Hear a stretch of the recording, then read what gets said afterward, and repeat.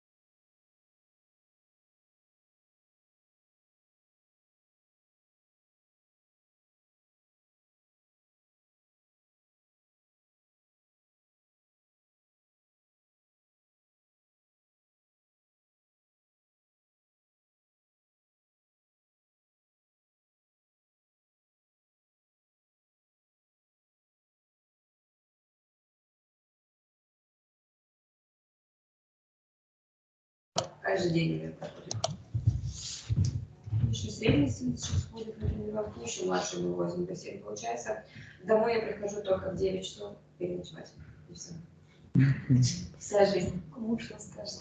А муж со мной ездит, да. Или он работает, получается, я вожу. Сейчас он работает в школе, он работает на ЛПК сутками. И получается, или я вожу на тренировку, или мы вместе едем. Потому что у нас, получается, старшего надо везти до города, выйти на вот по школе по футболу, среднего надо везти в Вэжну на футбол, а маленького тоже в Вэжну на плавание. И получается, мы В общем, надо перебираться в город, я делаю вывод. Ну, да, на модуле, получается, если я буду ездить на работу, детей возить станет туда. Что муж коллега, да, понимаете. Так что все у вас. Да. Давайте. Я Валентина Петровна, я из города Печора. Из Печоры. Да. Родилась так же, как и в поселке, и там были активисты, и я была вся командиршей. Разные игры, и лофта, и такие, и лыжи. Физкультура там по-настоящему была, но учителя физкультуры никогда не было.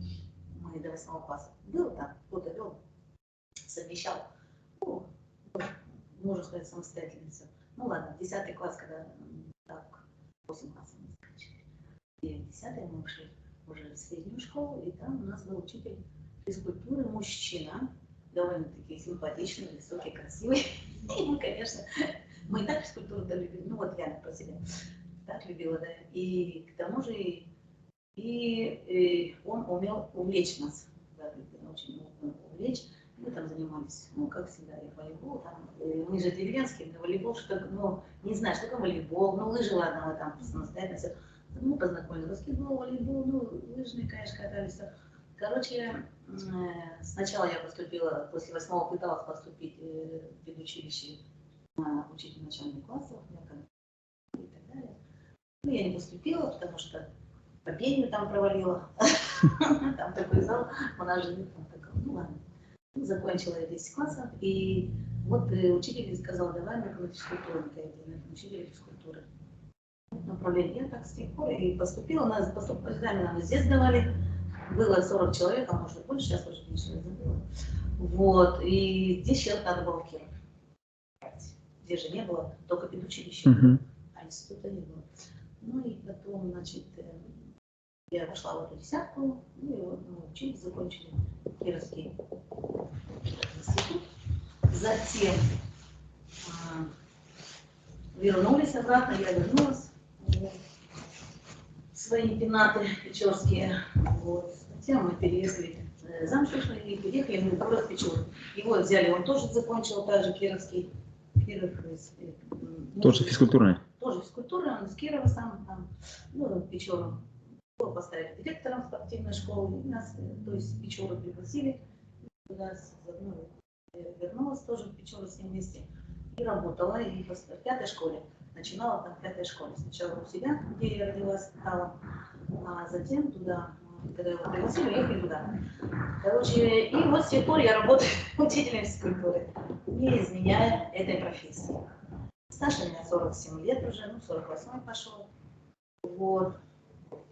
Нагрузки, я скажу по нагрузке. По нагрузке всегда в течение вот столько лет нагрузка всегда менялась. 130, 126. Ну, это понятно дело. Это понятно в течение всей этой работы.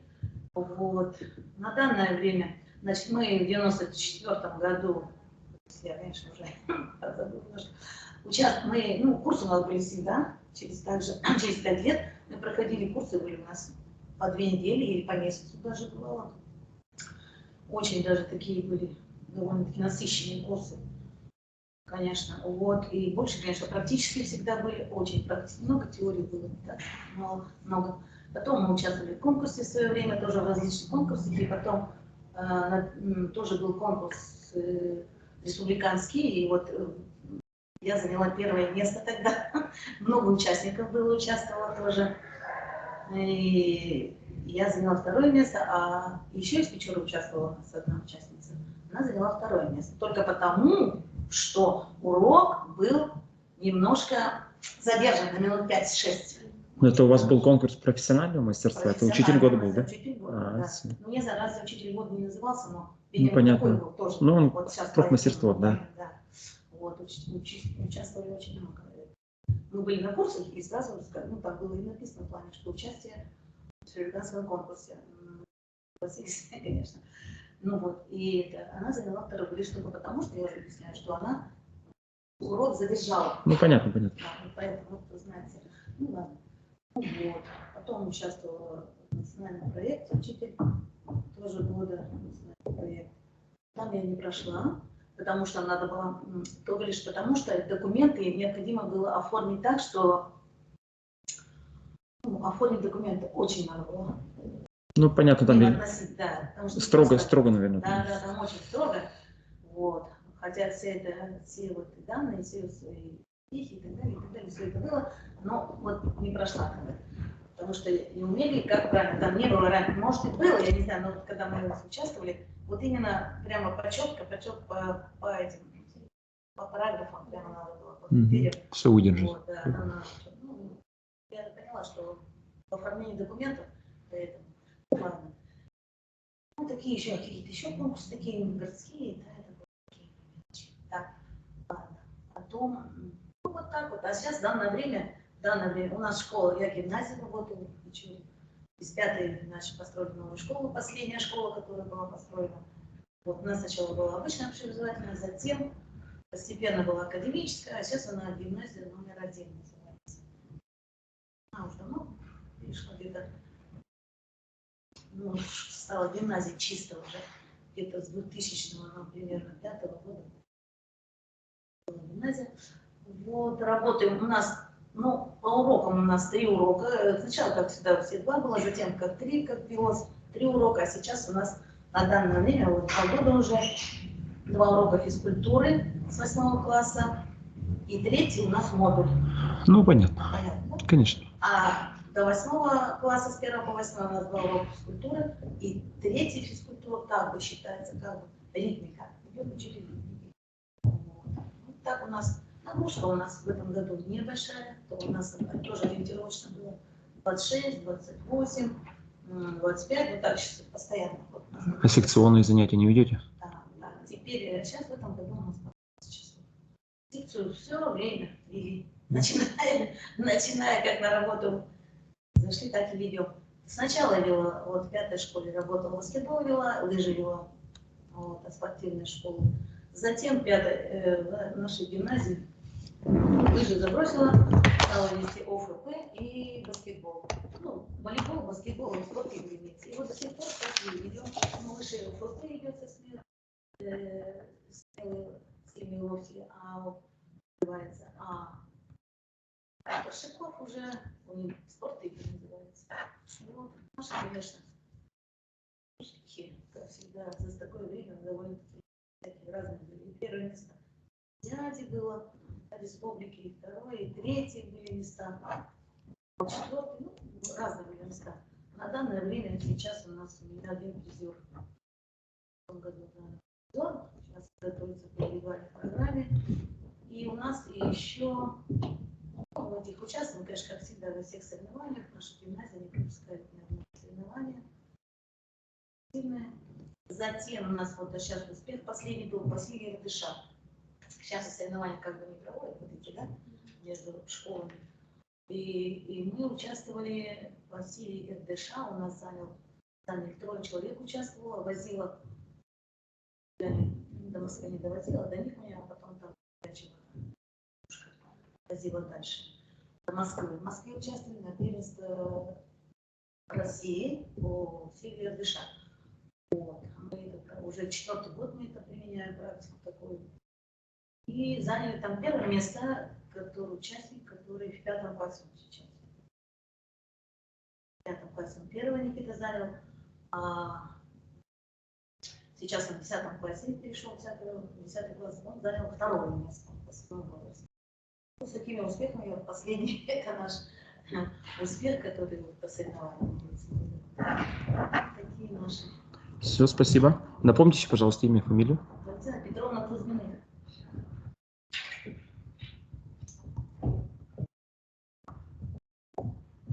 Ну, и молодой человек. Остались вы. Меня зовут Дмитрий. Можно по отчеству? Угу. Жил в Кирове до 11-го, потом сразу в Занимался лыжами. Очно? Да, очно. Занимался лыжами. Я, как учеба началась, закончил. А лыжами занимался где? В спортивной школе в Сакаркирусе? Ну, понятно. Дальше. 4 года отучился. Пошел в магистратуру. А в каком году завершил обучение? В 18-м? Угу. С 18-го еще 2 года я учился в магистратуре. Одновременно работать. Но после получения диплома в 18 году, около года, я ничего не делал, работы не было. То есть вообще без работы был, Ну, да? просто, да. Ну, понятно. Просто учился. А потом в школе вакансия появилась, да? Потом меня попросили заменить в 18-й школе на 2 месяца. Угу. Успешно отработал, успешно ушел. Затем попросили заменить на 2 года в стеке преподавателя. Хорошо. Первый год прошел, половина второго года, прошлый учебный год. И в середине мне сказали, что преподаватель Возвращается освободительное Да. становление. И давайте вы поделите все свои часы. Соответственно, зарплата Ну, конечно, конечно. делилась на 2-3 деления. Вот, потом также все лето ждал вакансий каких-то. Как по знакомству в гимназии Пушкина. Один директор просил. А сейчас работаю с гимназией Пушкина. А, ну, все понятно. То есть я, значит, близко знаком, там, ты работаешь с Юрой Дударь, ты работаешь вплотную со своим, так сказать, завучем Кремером Иваном. Да. Близкий мой знакомый. Все понятно. Все понятно. То есть ты сейчас обитаешь в гимназии Пушкина, да, работаешь? Ага. Все понятно. 22 часа и секция тренажерного зала. Тренажерка тоже на тебя повесили, да, там? Да. Все понятно. А тренажерку сколько? 10 часов. 10 часов. Ага. Понятно. У нас начали, они классно работали до гимназии уже была, у нас 5-я школа, до гимназии уже дошли. У нас вообще не платили. Какой-то, может, там процент, 10-15. Сейчас у нас директор новый, когда стал, не сейчас, а 10 больше назад. Она добилась того, что в гимназии стали платить за секции. Участие в соревнованиях принимали, вот я понимаю. Так это должна быть. Бесплатно все было, как говорится, на энтузиазме. Я представляю, так это и так. Сейчас никто и так не работает. Ладно. А сейчас вот нам платят за секцию. Мы ведем 6 часов, например. Можно и больше взять. Как говорится, да? Ну вот. А сейчас оплачивают за секцию. Это уже большой плюс нам. Так, все понятно, вроде со всеми познакомились. То есть у меня получается 1 учитель физкультуры из города Сыктывкар, 2 я и вы, ну и 2 у нас приезжие. Это Печора и Сыктывдинский район. Село, поселок у вас, Виктория? Село Часово, да? Село Часово.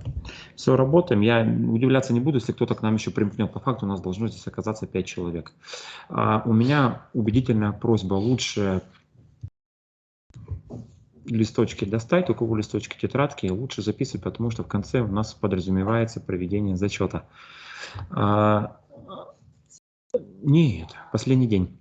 Да, и исключительно то, что вы запишете вот по учебным действиям, все в зачете и будет. Повторяю, зачет еще можно будет там сразу поправлять, пока не напишите все правильно. По учебным действиям их-то будет дано на выбор порядка 24-25.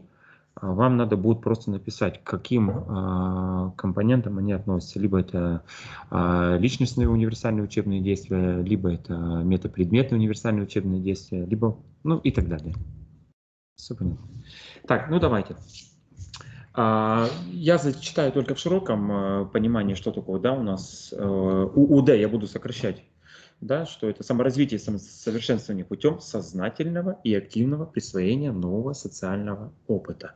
Я потом позже вам буду показывать, в чем разница традиционного урока и урока, построенного на основе ФГОС. Вот мы там как раз-таки это все и увидим. Вот это определение, это все и раскроется. Двигаемся дальше. Я уже... Презентация не двигается. Вот. Я уже сказал, что у нас универсальные учебные действия подразделяются на различные компоненты. Ну, или виды, так скажем. И первое универсальное учебное действие мы сегодня разберем. Это личностные универсальные учебные действия. А когда я еще учился в педколледже, меня Морозова Любовь Александровна всегда приучала, что личностную задачу мы всегда должны писать первой. Потому что у нас образование направлено на воспитание личности прежде всего. Ну, вот здесь я презентации, да, личностью первым не поставил. Мало того, личности у нас делятся тоже на определенные виды. Поехали. Личностные УУД, отражающие отношение к социальным ценностям. Смотрите, что мы с вами делаем. Сейчас по очереди я буду зачитывать первый пример, вы по очереди. Давайте будем начинать с Валентины Петровны. Я зачитываю первый вид, например, идентифицировать себя с принадлежностью к народу, стране, государству. Вы на примере урока говорите, как это можно вообще, либо на уроке ученик может вот это вот универсальное учебное действие, да, применить. Ну вот первое. Идентифицировать себя с принадлежностью к народу, стране, государству. Где мы это на уроке можем увидеть?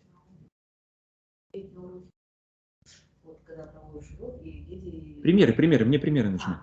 Ну, правильно. Готовимся, например, себя к армии, это готовим, а девочек готовим к семье, готовим быть полезным.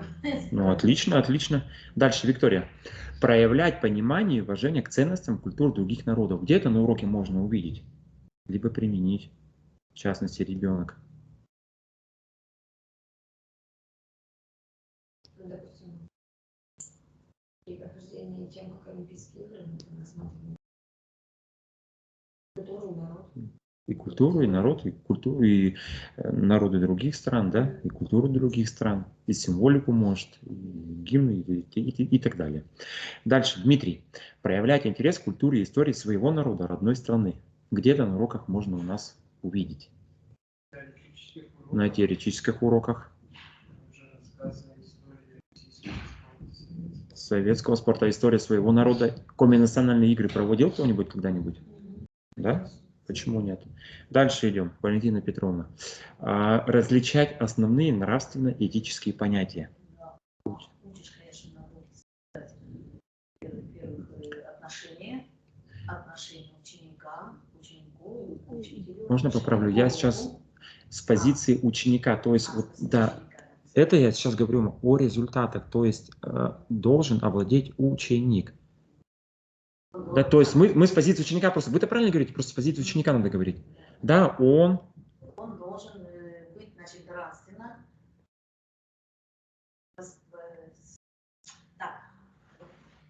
нравственно воспитанным быть.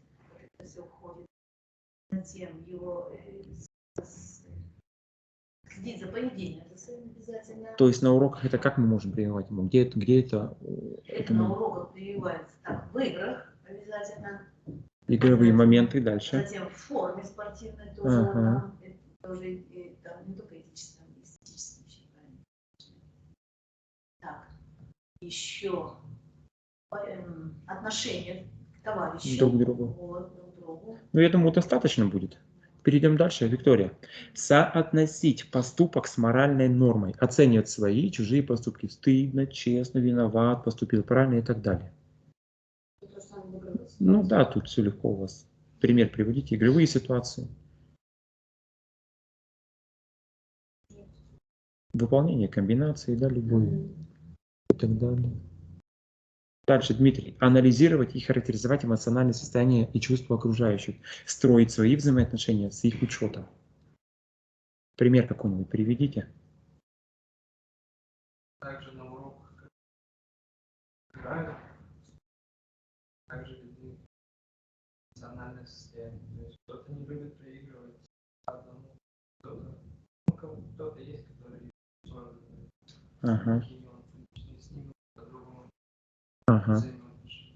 А вопрос тогда встречный. По состоянию, вот вы говорите, можно определить, лидер он, не лидер?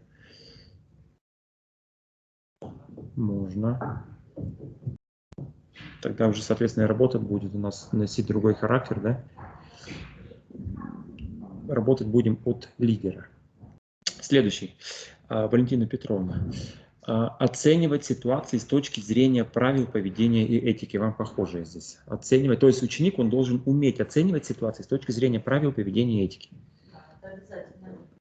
Любые соревнования, любые игры, любое проведение, например, даже на лыжах, даже бега, он должен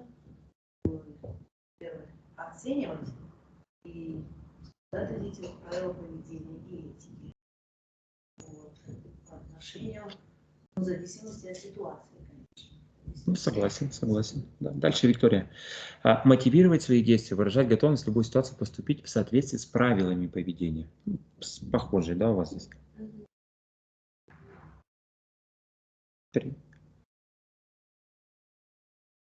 Ну, первая фраза, смотрите, мотивировать свои действия. Выражать готовность в любой ситуации поступить в соответствии с правилами поведения. Допустим, куда-нибудь в походе, там какая-то такая неожиданная ситуация, где они должны соблюдать правила, которые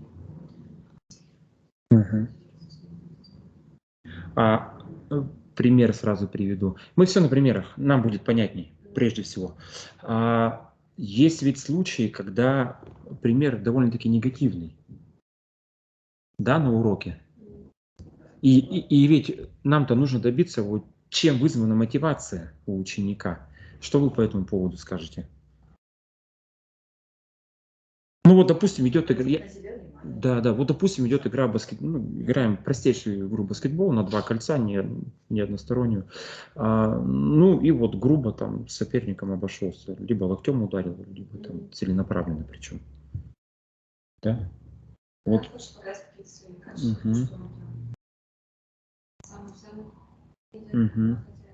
Как-то же он свои действия вот должен, мотивация-то в чем-то вот по случаю-то должна здесь быть. Почему он так поступил? Не просто же нам нужно дать свисток, нарушение показать и так далее. Нам же все-таки нужно добиться, в чем вообще, может, у него личная неприязнь как раз-таки с этим товарищем.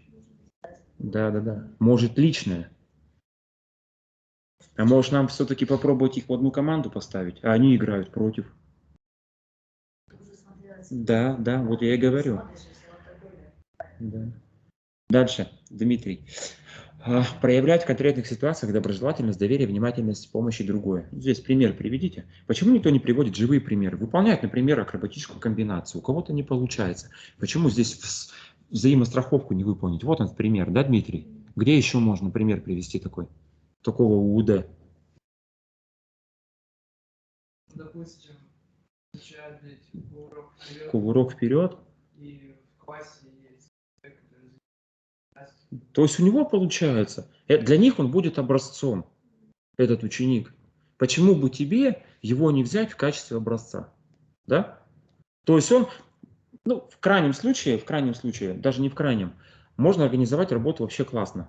То есть работа по группам. У тебя будет образец, вот этот ученик, например, Георгий.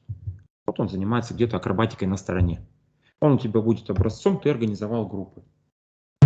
В этих группах еще есть старшие. У тебя есть элементы кувырка. Например, кувырок же у нас упор присев выполняется. С элементарно. Вот эти старшие следят полностью за выполнением. Они потом у тебя отчитываются не только за выполнение всей группы, да, но и по поводу своего кувырка, по поводу кувырка своего товарища в группе, ну и полностью по группе.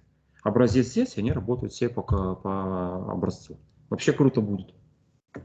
А не просто учитель-доминант, когда учитель все показывает, все комментирует и так далее. А дети просто послушали, сели на лавочку, а учитель потом пошел в группе девочек работать, отвернулся к ней спиной, и у мальчиков ничего не получается.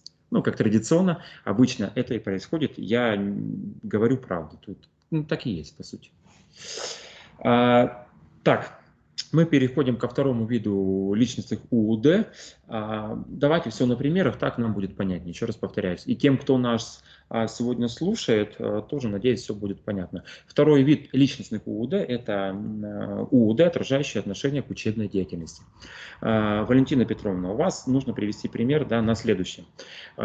Воспринимать речь учителя, одноклассников непосредственно не обращенную к учащемуся.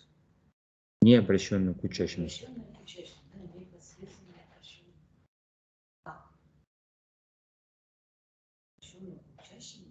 Да, ну то есть учитель где-то на стороне, например, разговаривает с кем-то, а он должен, ну... Я, бывает на уроках, на переменках очень часто общаемся с детьми. Они подходят, спрашивают и по теме, ну, и по физкультуре, и вне. В обычной жизни они беседуют, часто общаемся с ними. Вот это, наверное, входит. Ну, давайте и, конечно, и как бы ясно, что я за ними слежу за речью, а они за мной. Я могу, как я разговариваю, на их сленге, или же не воспринимаю их сленг на своем, со своей речью. Так, давайте я еще пример приведу. Зачастую, наверное, многие работают на перекладине. Есть сейчас перекладина в школах? Я имею в виду мужская перекладина. Зачастую мы каким образом работаем? Когда уроки первой гимнастики, учителя сами выполняют страховку и что-то ребенку должны объяснять. Да, что идет маховое движение, например, правой ногой, чтобы ему сделать перемах правой и перейти, например, в упор сзади на перекладине. Что нужно ножку-то прямую все-таки сделать, а не в коленном суставе, чтобы он ее не сгибал. Да, и туловище должно быть максимально прямым над перекладиной, а не крючочек такой. Да, то есть я объясняю одному ребенку, а группа, которая сидит, она, да, слушает и воспринимает, что им это тоже пригодится. И нужно делать так же, как и учитель показывает или объясняет вот этому ученику. Да. Это непосредственно обращенному учащемуся. Все равно ты же показываешь на примере. Нет, здесь-то я объясняю, я про объяснение говорю, ему объясняю, да. Я как будто бы ему и объясняю, а группа, да, все равно.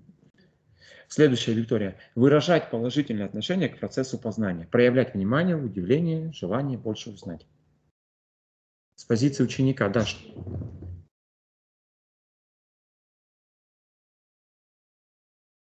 Ну, про проявлять внимание все понятно здесь. Да. Желание больше узнать. Угу. Ну, как ни крутите, нам, как преподавателям, необходимо все-таки у ученика вызывать стремление к познанию учебного процесса. Новое, интересное. Да, я вплотную работаю с Кудлиной Светланой Леонидовной по практике, и она однажды сказала такую фразу: «Я терпеть не могу, когда я сама провожу одни и те же общеразвивающие упражнения. Я не могу терпеть вот этого. Но это, говорит, неинтересно самой мне».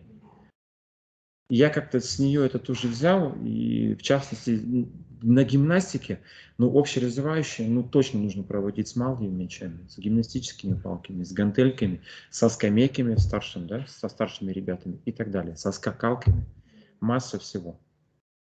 И так далее. И тогда у ребят, конечно, будет интересно, у них новый предмет в руках. Я просто пример привел по поводу УРУ. Следующее, Дмитрий. Оценивать собственную учебную деятельность, свои достижения, самостоятельность, инициативу, ответственность, причины неудачи. Что тут скажешь? С позиции ребенка. Да. Во-первых, оценка.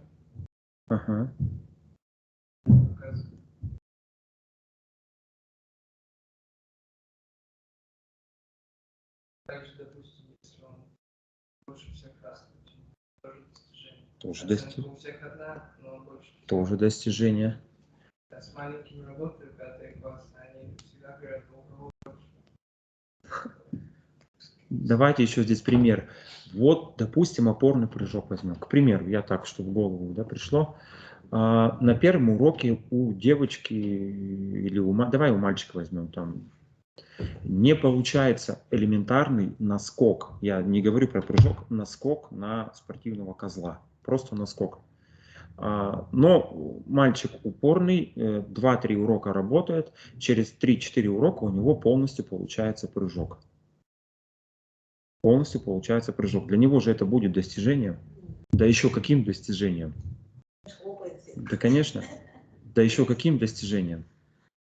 Дальше идем. Вот примеры приводите, да, с практики, больше сроков, нам понятнее будет. Дальше идем, Валентина Петровна. Применять правила делового сотрудничества, сравнивать разные точки зрения, считаться с мнением другого человека. Да, конечно, дети обязательно на уроке, так, если взять, например, взять баскетбол, есть же, которые отлично выполняют любые броски, штрафной, Ну, штрафной бросок. бросок, например, отлично выполняет. Да? А другой, например, выполняет лучше с трехочковым, двухочковым. И, ну, как бы одно и то же, ведь как бы движение общее, но вот они тут сравнивают все равно. Получается, что техника немножко, конечно, ну, основа-то такая же, но вот они, дети, ну, ребенок сравнивает, то получается трехочковый, почему у меня не получается трехочковый штрафной получается. То есть вот он как бы ну, тогда он учитывает мнение и вот этого, и делится с ним, и обменивается этим опытом с этим ребенком, ну, друг другу. А если считаться с мнением другого человека? Ну вот пример я приведу, а вы там дальше уже... Ну, спорная ситуация произошла, допустим, игра в волейбол. Был аут, не было аута. Один говорит был, второй не было аута. Да, но на это у нас есть судья. Ну да, да. Вот как в этой ситуации поступить? Конечно, скажешь судья, но если спорный совсем уже разгорается, то скажешь спорный, все. Но тут считаться с мнением другого человека. Да. Ну, я считаю, что самое сложное у нас вообще сам по себе в жизни – это уступить. Да? Простить, уступить. И так. Ну, действительно, это сложно. Нужно уметь согласиться с другим человеком. Это сложно. Хотя я сам по себе телец, я упрямый, но нужно уметь. Борется во мне это, но нужно уступать. Да. Детей нужно учить. Если это детей учишь, да, там. Поэтому разговаривать с ними точно надо. Двигаемся дальше. Самое интересное у нас начинается метапредметные универсальные учебные действия, которые делятся, обратите внимание сейчас, на регулятивные универсальные учебные действия, на познавательные универсальные учебные действия и на коммуникативные универсальные учебные. Я вернусь сейчас назад. Метапредметные универсальные учебные действия. Работаем по этой же системе. Первая группа – регулятивные УУД, направленные на формирование целевых установок учебной деятельности. Я сразу оговорку сделаю, вы записывайте, вам это понадобится 100%, но весь материал, который мы здесь будем проходить, я вам могу поделиться без проблем. Потом, если у кого-то носитель будет с собой, флешка, не флешка и так далее. Регулятивные УУД направлены на формирование целевых установок учебной деятельности. Валентина Петровна. Первое. Да, то есть ребенок наш должен уметь удерживать цель деятельности до получения ее результата. Приводим пример. Ну, конечно, ставишь всегда цель перед ребенком. И эта цель достигается, конечно, вот ребенок, для того, чтобы даже вот это взять, научить штрафной бросок, он ставит цель, и он работает над этим броском. Ага. Вот. И пока, и очень, конечно, радуется, когда у него получается, и уже до стабильности почти доходит, до стабильности. Вот ставится перед собой цель. Обязательно, вот, часто бывает такое, вообще ребенок ставит себе цель добиться правильного выполнения штрафного броска. Технику работы. прямо на лицо сразу видим. Ну, а бывает так, что цель, она носит долгосрочный характер. А есть и долгосрочные, да, есть и долгосрочные цели. Можно ведь, смотрите, ребенку осенью поставить, да. Например, вот он должен добиться, вот даже взять вот это вот ГТО, цель. Вот цель ГТО. Он сдает ВИТ один. Вот в этом году он сдает на серебро. Но вот сейчас разрешается пересдавать. И вот этот ставит цель, и вот таких да, очень много примеров ярких. Они, например, в этом году уже им ставишь цель эту, или сам ребенок, как говорится, ставит, да, и в этом году он уже выполняется на золото. Давайте по определенному качеству. Вот у многих западает такой вид, как наклон. Это 100%. Это 100%. Но если человек не гибкий, ну вот он не гибкий. Можно ли поставить ему цель вот от осени до весны? Я сейчас пример приведу. А если у него, допустим, было -3, развить свою гибкость за учебный год. Я говорю, за учебный год от сентября, ну, допустим, до мая. Мы же там нормативы все равно дублируем. Мы вот у нас в школе, мы и осенью принимаем наклон, и весной наклон. То есть динамика должна быть, да? Цель поставить, чтобы хотя бы вот этот ребенок ушел в плюс. Да, чтобы подобрать такие упражнения, пусть они будут активными, пассивными. Я сейчас про гибкость говорю. Чтобы он ушел в плюс. Ну, цель ведь реально выполнима. Достижима, точнее, достижима. Да. Вот она долгосрочная, 44 да? Вообще по нулям был. Ну вот, минус был вот конкретно, например, да? Но это было не сейчас, конечно, а был сильно. И 44 сантиметра. Мы даже удивлялись. Больше, чем девочки делали. Достиг. Просто некоторым говоришь детям, что вот надо, для участницы надо, а некоторым это просто не надо. Ну, я согласен. Ладно бы это были единицы где-то, но это не единицы. Сейчас вот мальчик, который все на золото руки. Да, если такой специально. У тебя есть еще время. Ладно, одно дело есть цель. Ну, понятное дело, здесь нужно ему там гибкость развивать. Второй вопрос у него в голове все равно возникает. А зачем оно мне это надо? Развитие вот этой гибкости. И второе, а зачем мне оно это надо? ГТО. Вот два компонента-то в голове этого ребенка возникает. Нет, ГТО-то он понимает, что надо сдать. Да. А гибкость вот эта вот, они же, мальчишки обычно всегда, зачем нам гибкость, правильно? Они же так обсуждают. Даже редко для чего-то. Лучше вот пробегу, там, или метну, или там еще что-то. Но гибкость вот они не очень. Какой-то класс у меня здесь не очень гибкий.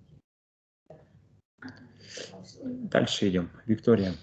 Планировать решение учебной задачи, выстраивать последовательность необходимых операций, алгоритм действий. Вот здесь пример классный будет с комбинацией акробатической, либо с тактикой игры. Что-нибудь там давай. Да. Выстраивать последовательность необходимых операций. Ну, то есть ты бежишь туда, в этот момент я бегу туда. Вы не замечали, если вот, например, ребят поделить на две команды и не говорить им, как ты действуешь, в какую зону становишься, ты, например, я сейчас про баскетбол иду, а в какую зону становишься ты, дайте на откуп детям один раз, вот посмотрите. Так, сейчас вы сами в команде решаете, только ты старший, ты руководишь, и сами становитесь по зонам волейбольной площадки. Либо в баскетболе, кто у вас бежит в отрыв, кто где играет. Дети сами все это прекрасно сделают. Я сейчас в субботу на этом убедился. Они прекрасно, они потом уже меняют сами. До них находят, да, что доводка-то до пасующего не идет в волейболе. Они начинают, ага, а почему не идет? А поменяем этого, а поменяем того туда. Они начали, все-таки до них это дошло. Они алгоритм действий себе начинают выстраивать потихонечку. Они уже начинают играть, они уже начинают, когда в игре, это уже начинает... Да, детям нужно самим поработать. Самим, да, нам только нужно натолкнуть. Ты уже говоришь, что бывает их не сами. Дмитрий, следующее. Оценивать весомость приводимых доказательств и рассуждений. Убедительно, ложно, истинно, существенно, несущественно. То есть этому ребенок должен научиться. Ну, примеры проведи. Где этому можно научиться? Да, Дмитрий.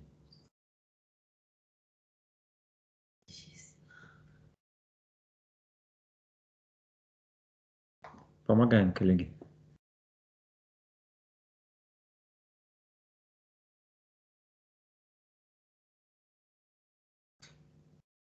Какое-то упражнение, Потому что я не понимаю, надо убедить, что она необходима. понадобится. Да, может, поэтому.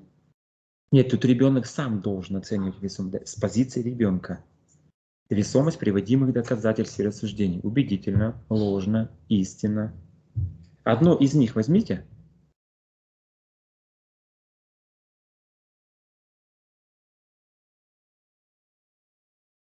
Мы реально сейчас рассмотрели. Он гибкость. Ага. Правильно? Если этот, он сам, ну, ничего не знал, да, а он сам уже, сам посчитает, что это вот Выполнение этих упражнений существенно. да, существенная музыка. Ну нет, подождите, да. Давайте возьмем акробатическую комбинацию. Вот кто-то выполняет, допустим, комбинацию, а вы этого ребенка посадили в качестве эксперта. Вот мы здесь говорили про того человека, который занимается акробатикой, а вы его посадили в качестве эксперта. Вот он здесь как раз-таки проводит оценку. Качественно выполняет ученик или некачественно? Убедительная комбинация или неубедительная? Вы-то критерии ему можете раскинуть немножко. На троечку? Да, конечно. Да. Да. То есть качество эксперта будет. Да. Да, да. А почему нет? А почему нет? Дети имеют полное право. Просто в чем разница? Мы-то оценку эту констатируем, мы ее заносим себе в журнал. Дети эту оценку говорят себе вслух. То есть он имеет право вывести сюда оценку каждому ученику. Я зачастую это практикую. Просто дети, в чем суть-то? Дети зачастую, мы их отношений в классе не знаем. Они могут, исходя из своих личных отношений, кому-то завысить, кому-то понизить. У них часто, это видно по человеку, у них часто стеснение. Да? Вот давай оцени опорный прыжок, вот, например, у Валеры, а ты просишь Виктора, а Виктор с ним дружит. О, красота. У него там были только маленькие помарочки. Да? Прыгает, допустим, Виталий какой-нибудь, прыгнул точно так же, оценка может быть совершенно другой.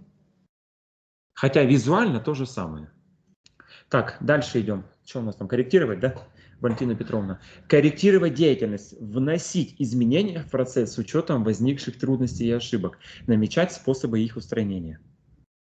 Вот, например, даже на этом кулаке корректировать. Вот не получается. Сам ученик.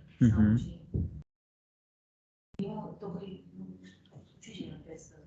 Ему подскажешь, какие ошибки, или тот же, который у кого хорошо получается, ошибки. Он подскажет. Почему подскажет? У них же может образец быть не только учитель, у них образец может быть нарисованная пиктограмма. У них может в качестве образца видеоматериал какой-то, картинка и так далее. Тут можно даже без учителя обойтись. Не обязательно к нему примыкаться. Так что... Или наиболее подготовленный ученик, образец.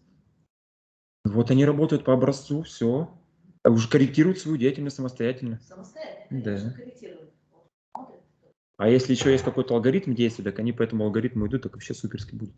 Классно. Ну, если да, если Да. Все четко. То есть мы сейчас выполняете это, то шаг за шагом они приходят уже полностью, например, к какому-либо элементу. Я не говорю про комбинацию элементов. Да, да, да. И там уже где-то используешь этот элемент этого кубка, а потом они уже следят, смотрят дети, за собой смотрят, ошибки-то устраняют. Ты уже полностью начинаешь, когда Да. В частности, вот я у себя с примера с урока тоже, у меня третьеклассники есть в этом учебном году. Про урок вперед, вот сказали здесь, даже урок вперед. Там очень важно, чтобы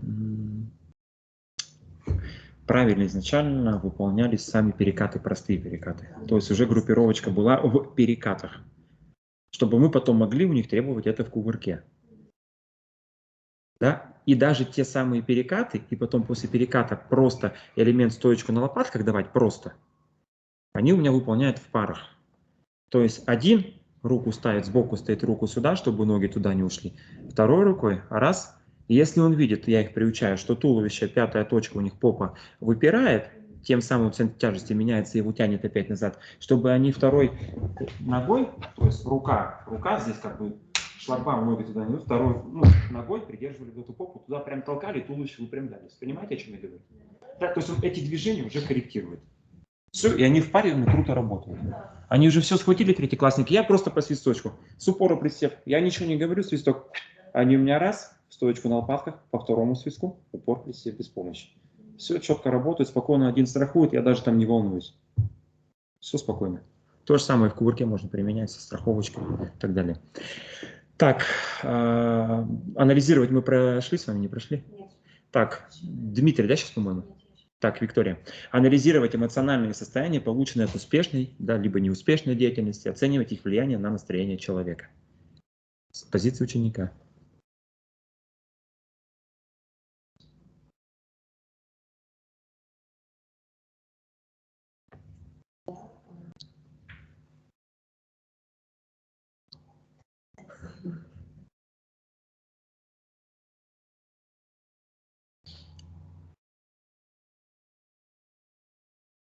Если ребенок успешно все делал, похвалил, что нет. Ученик это должен уметь делать, не учитель. Ну, если, допустим, у тех же самых ребят, у кого там лучше у кого-то, допустим, получается, и он во время той же самой игры похвалил ученика, у которого не очень получалось, у него вдруг получилось. Ага. Того ученика, кого похвалили, ему, конечно, настроение поднимется, и уже будет чуть на высоте. Не знаю, как сказать. Ага. Никогда не замечали? Ну, пример тоже с практики приведем. Есть такие ученики, для которых выполнение верхней прямой подачи, первое выполнение, для них это успех невероятный. Вот у меня сейчас девочка в 11 классе, ну, у многих физики не хватает элементарно для подачи, не только техники, физики, силенок, грубо скажу так. Вот она мне впервые выполнила верхнюю прямую подачу из-за лицевой линии волейбольной площадки. Правда, выполнила кулаком, но она ее выполнила.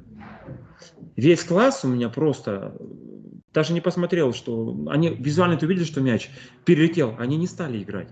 Они повернулись к ней и просто... И они это сделали не в качестве ухмылки какой-то, они сделали, потому что порадовались за нее. Настолько стало приятно, вот весь класс, и они порадовались за нее. Да, вот они все равно проанализировали эту ситуацию, они перестали играть, они повернулись все и порадовались. Молодцы. Было очень приятно на самом деле. Дальше идем. Регулятивное универсальное учебное действие направлено на формирование контрольно-оценочной деятельности. Контрольно-оценочной деятельности. Дмитрий. Да, ученик должен уметь осуществлять итоговый контроль деятельности, что сделано, и пооперационный контроль, как выполнена каждая операция, входящая в состав учебного действия. Даже комбинация. Угу.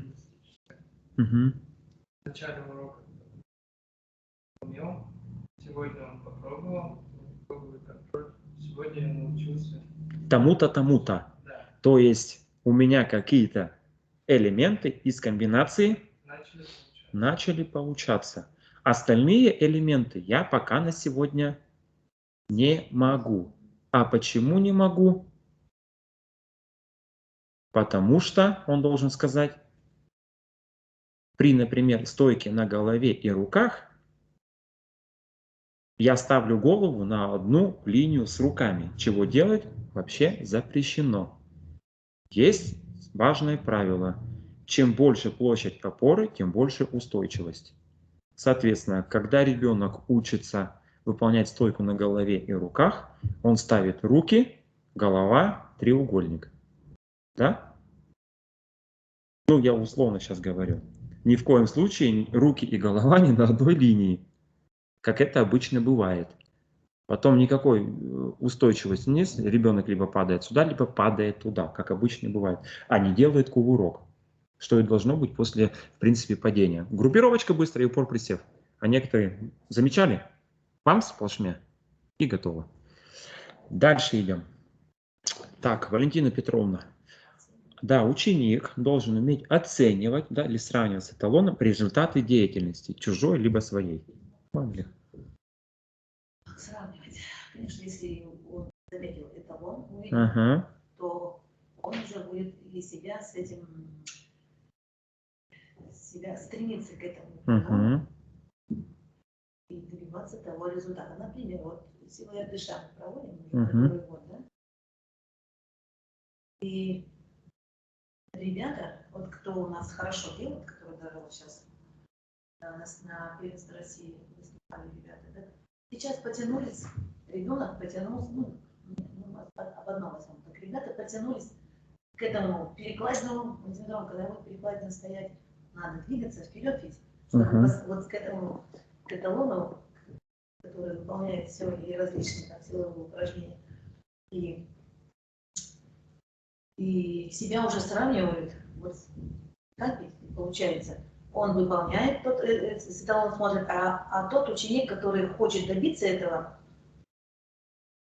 тоже стремится к этому, вот, к этому эталону. И потом уже, ну, как сказать, добиться того результата, как эталон. Вот так, нет?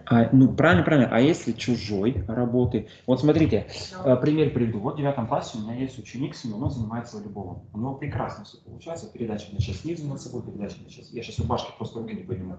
Передача мяча сверху над собой. А когда просишь работать в парах, то есть, допустим, передача мяча снизу над собой, элемент гораздо сложнее, чем сверху над собой. Когда начинаешь... Вот Семен образец. Его зовут Семен, реально его зовут Семен. Я показал, точнее, он по моей просьбе он показал, он образец. И начинают они работать в парах. То есть одна шеренга, например, выполняет, вторая шеренга анализирует по образцу. А работают ли ноги вообще? А работают ли руки по той динамике, которая должна? А работают ли по той амплитуде, которая должна? А расположены ли вообще руки так, как должны? Многие как выполняют? Вы, наверное, со мной согласитесь. Раз, даже руки не сомкнут. А хотя у нас платформа должна быть. Плечи нужно немножко просутулиться, плечи вперед, локтевой сустав желательно соединить. То есть одна прямая рука. Это ладно, первый момент. Второй момент. Когда ученик выполняет сам и работает по эталону, ему очень сложно заметить свои неточности. То есть даже если я буду, например, выполнять кувырок, и что-то у меня будет не так, я не замечу у себя. Потому что я нахожусь в действии. А со стороны, если Виктория будет за мной наблюдать, она скажет: ага, Андрей, у тебя это не то, это не то. Подключился наблюдатель. Да, я и говорю. Я сейчас и говорю, я к парню переходил. Очень хорошо, когда работают в парах. То есть когда самоанализ, я анализирую свою работу, а есть взаимоанализ. Очень удобно, когда есть взаимоанализ. Опять остановлюсь на нижней прямой, на передаче мяча снизу над собой. Был такой случай вот у меня буквально в пятницу. Девочка все поняла. По образцу все не сработало. Но вот один момент она не может за собой следить. Ноги она сгибает, все нормально. То есть единый механизм, пружина работает. Но руки у нее выбились вообще.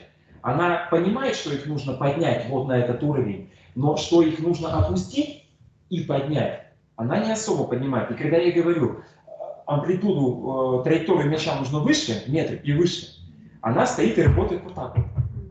То есть ноги работают, а руки не опускаются, не поднимаются. То есть соответствующей силы мы мячу не придаем. Она этого со стороны не видит. Ребенок, который ее анализировал, это видит. Вот задача-то как раз-таки и стоит, чтобы ребенок помог, тот, кто анализирует. Но вы тоже были правы. Я просто пример привел. Дальше идем. Виктория, да? Так. Оценивать, по-моему, да?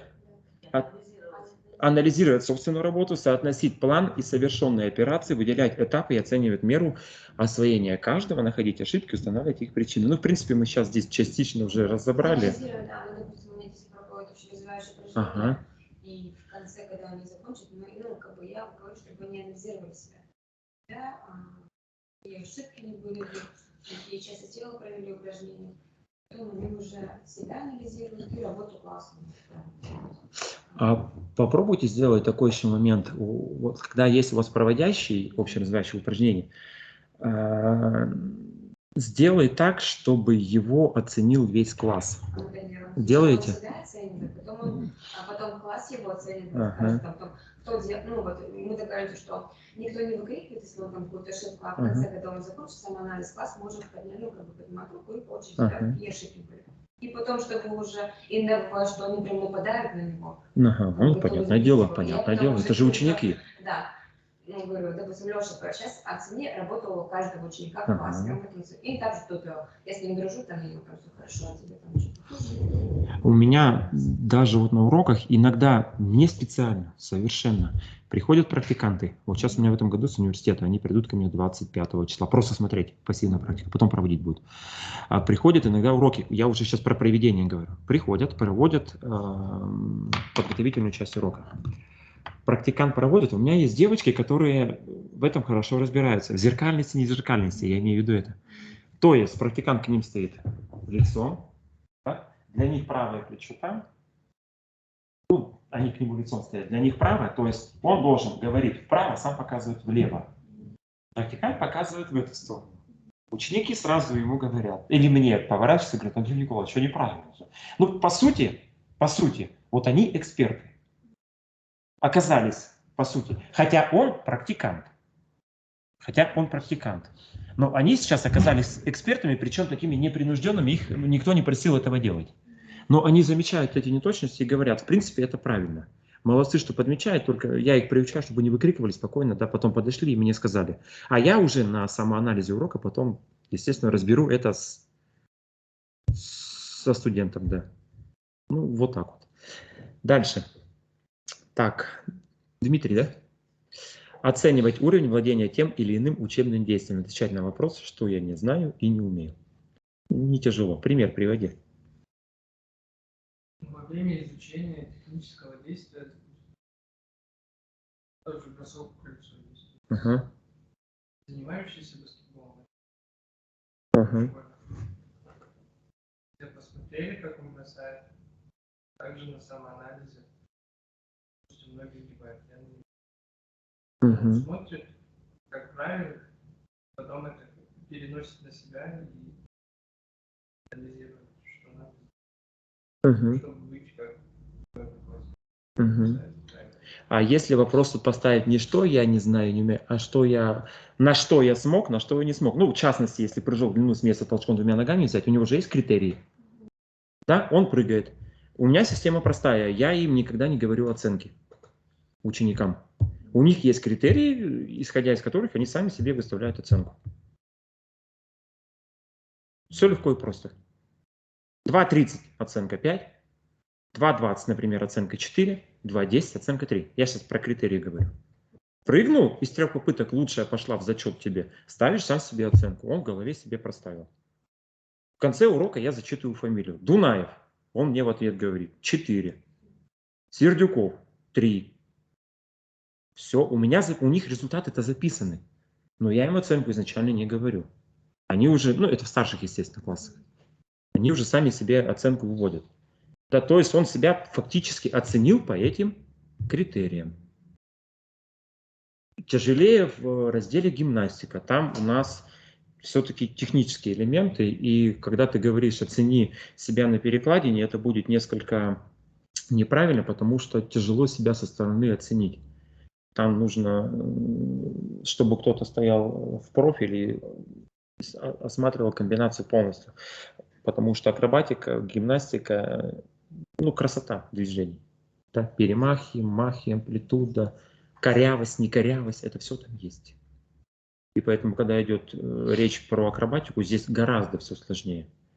Здесь довольно-таки все не особо объективно. Вроде бы я отработал на 4, ту же акробатическую комбинацию, но взял, завалил последний элемент, прыжок, например, с поворотом на 360 градусов. Вот завалил его элемент. Вот что поставить, да? Не объективно. И так далее. Но пытаться оценивать ученик себя и других должен на уроках. Как ни крутить здесь. Дальше идем. Познавательные универсальные учебные действия.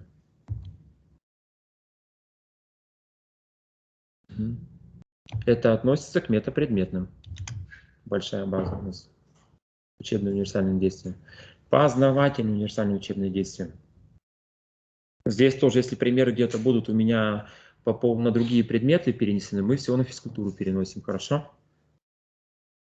Да, это познавательные универсальные учебные действия, отражающие методы познания окружающего мира. Начинаем. Валентина Петровна, по-моему, да, сейчас? Различать методы познания окружающего мира по его целям, наблюдения, опыт, эксперимент, вычисления. Ну, здесь все легко и просто.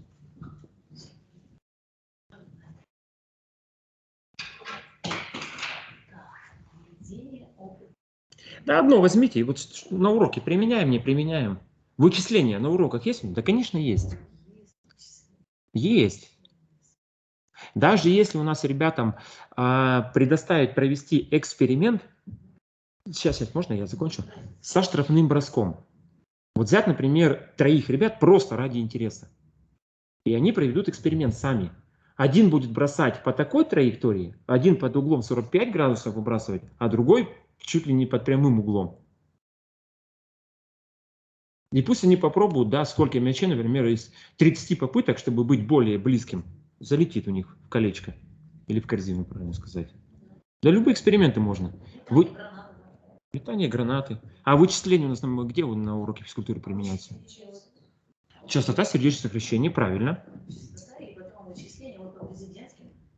Ага. Вычисляю. Дальше. Наблюдение. Пример приведите.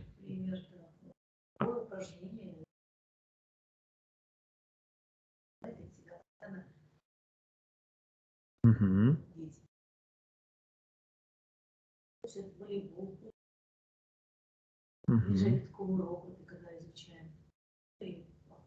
Угу. Моделирование. Я думаю, сейчас Вика скажет с пирамидами сразу. А почему нет? Да, да, смоделировать какую-то комбинацию. Вот, например, сложная комбинация, а вот те, которые освобожденные, такие, кому не увлекаться, я говорю, так, стоп, давайте. Или вот эту мою комбинацию простую, или сами придумайте. Да. Спокойно вот так делаю. У меня в 11 классе, в 10 прошлом году они были, тоже моделировали. Они свою комбинацию выполнили на оценочку, которая у них есть по крутиковской комбинации, Царство Небесное. Выполнили, и дабы получить потом еще, накопляемость оценочек была, они группами работают, создают новую комбинацию, то есть непосредственно занимаются моделированием. То есть я им даю вот эту книжечку, и они с 5 по 11 класс берут разные совершенно элементы, главное, чтобы они были связаны, и последовательность у них получалась. Да, хорошо получается, работает, классно. Все, почему нет? Следующее. Виктория. Ребятки учатся выявлять особенности, качества, признаки разных объектов в процессе их рассматривания, наблюдения. Выявлять особенности, качества, признаки разных объектов в процессе их рассматривания либо наблюдения.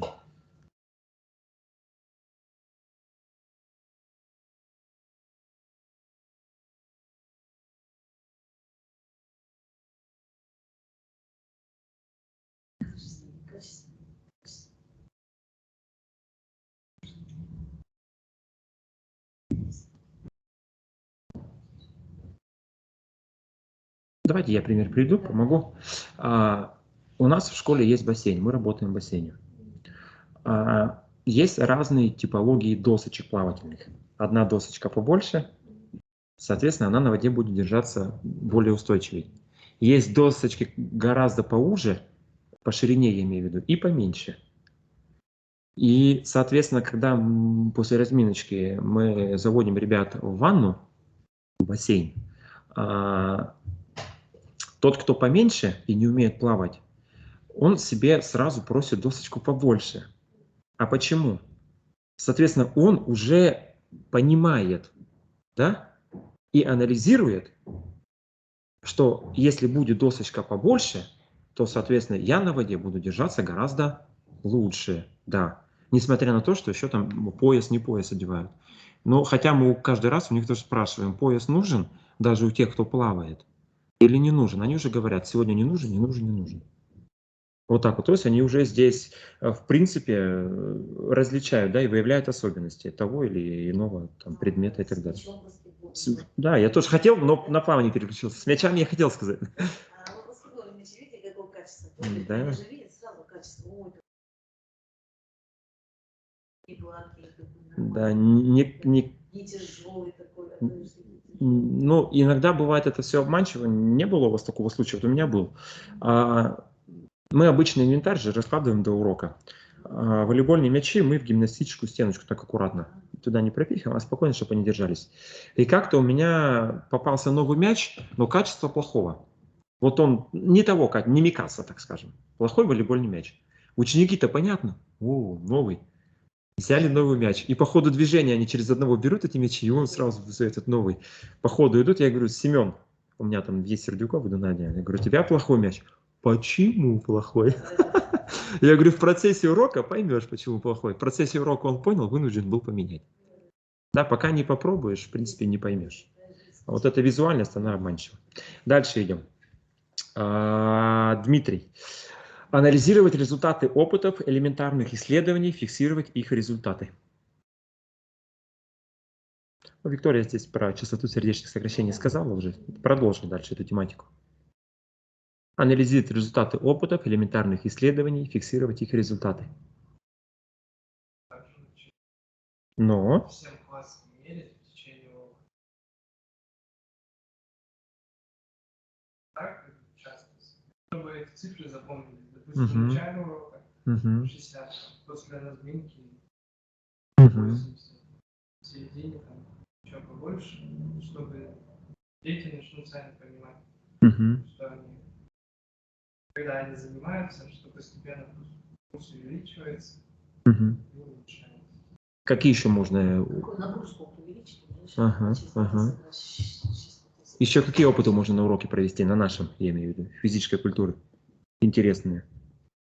Нестандартные. С мячами, без мячей. Со скамеечкой. В плане. Мысли развивай. Ну, на кружке, короче, шагаешь минуту, а потом засекаешь время, к какому тесту ты служишь. Ага, шагаешь минуту. Ты имеешь в виду восхождение? Да. Гарвардский степ-тест? Да. Ага. И вот мы такое делали на кружке, потом было какая уровня у них. Ну, там восстановление смотрится, ну понятно. Ага. То есть приходит в исходное состояние, не приходит. Гарвардский степ-тест. Ага. Определение минуты, да? Определение вот идет. Ну, когда вот минута закончится, скоро закончится, вот вам дают минуту. Ага. Шагаете, остановитесь. Ну, ровно с минуткой, с окончанием минутки. А почему нет? Почему нет? Да. Да, можно разные опыты, даже нестандартные, с мячами какие-нибудь придумать. Интересные конкурсы в виде опытов. А почему нет-то? Да. Дальше идем. Валентина Петровна. Воспроизводить по памяти информацию, необходимую для решения учебной задачи. Вот как взять гимнастические. Ага, круто, сюда подходит этот пример, да? Если все вот выучишь и сдаешь мне зачет. Ага.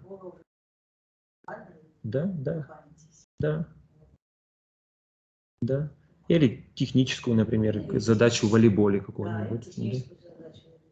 Да. Дальше идем, Виктория. Проверять информацию, находить дополнительную информацию, используя справочную литературу.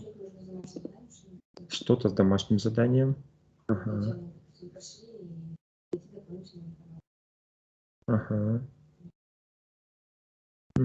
Дальше идем. Дмитрий. Применять таблицы, схемы, модели для получения информации. Можно также, как вы говорили, при кружке в длину они запоминают свои результаты, потом дать те же мотивы ГТО. Сравнить? Да, и чтобы они сами сравнили. Посмотреть, на какой знак отличия они выполняют. Хороший пример. А если тут применять таблицы, схемы, а если видеть схемы, пиктограмму взять? Тоже круто же будет. Есть пиктограмма, и они по этой пиктограмме, или ряд пиктограмм разных, с исходными положениями, например, что в Олимпиаде любят делать. То есть, да, пиктограммки есть, и они эти пиктограммки пытаются, исходя из того, что нарисовано, уже показать. Или даже не нарисовано, а написано. Да, надо рисовать. Почему нет? Тоже круто. Дальше идем. Валентина Петровна. Презентовать подготовленную информацию в наглядном и вербальном виде. Часто задаешь такие задачи, что презентацию подготовили по тому или иному материалу. Потом уже волейбол, прием волейбола. Тут все понятно. А если на уроке без презентации? Если на уроке, так. Только сам себе презентует. Почему? А если они работают в группах? Да. В группах, да, в группах. То, что там можно дать новую тему, какую-то начальную, видеть Да, теории, да, дать им материал, да. чтобы они там, у меня доска есть в зале, магнитик. Да. Нет, мы как-то немножко вот использовали на компьютере показывали, что мы редко используем, что презентацию, пожалуйста, покажешь тоже, которое задание было дано. Или же закрепление тем, тоже мы давали всякие разные материалы на видео, там, записи, и они, получается, делают презентацию самого первого вводного урока, где мы проходили историю, допустим, выступления баскетбола. И они вот это все презентуют, рассказывают по наглядному материалу. Ну, понятно, понятно. По этим, по жестам. Судейским? По судейским? По жестам судей, вот, например, баскетбол. Это у меня было задание подготовлено. Ну, понятно. И повешено это. С личного примера тоже. Сейчас они у меня третий, в первом классе, когда работал с этими ребятами, которые нынешние третьеклассники, я в качестве игровых моментов с ними вообще разбивал их по группам и давал элементарные задания. Кто-то там просто озвучивает там вот этот шумящий лес, там журчащий ручеек. Ну, первый класс.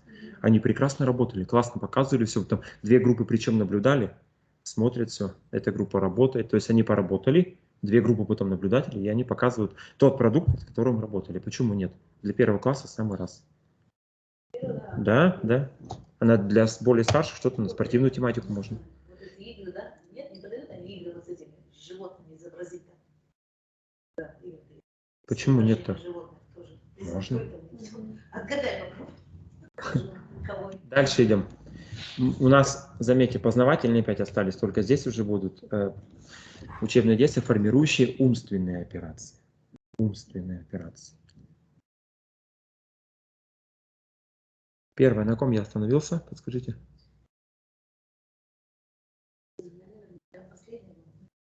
Сейчас Виктория будет, да? Да? Формирующие умственные операции. Первое. Ученик научится сравнивать различные объекты, выделять из множества один или несколько объектов, имеющих общие свойства. Да? То есть сопоставлять характеристики объектов по одному, нескольким признакам, выявлять сходство и различия объектов.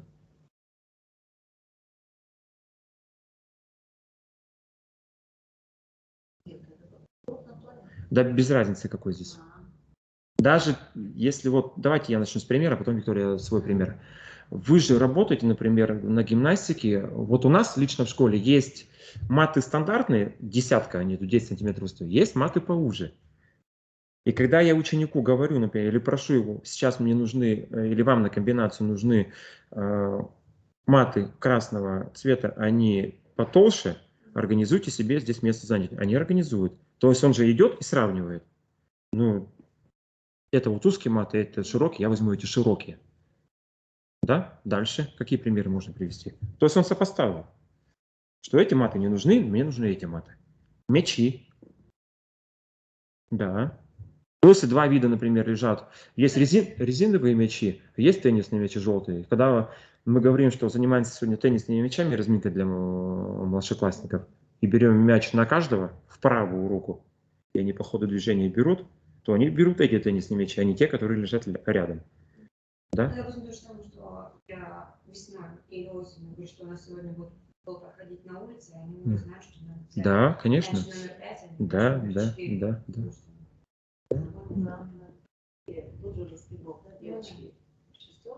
Да, да.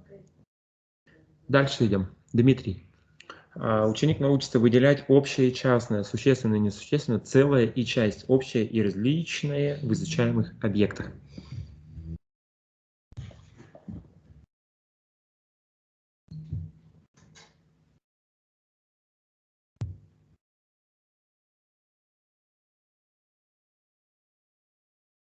Ну, давай подсказываю.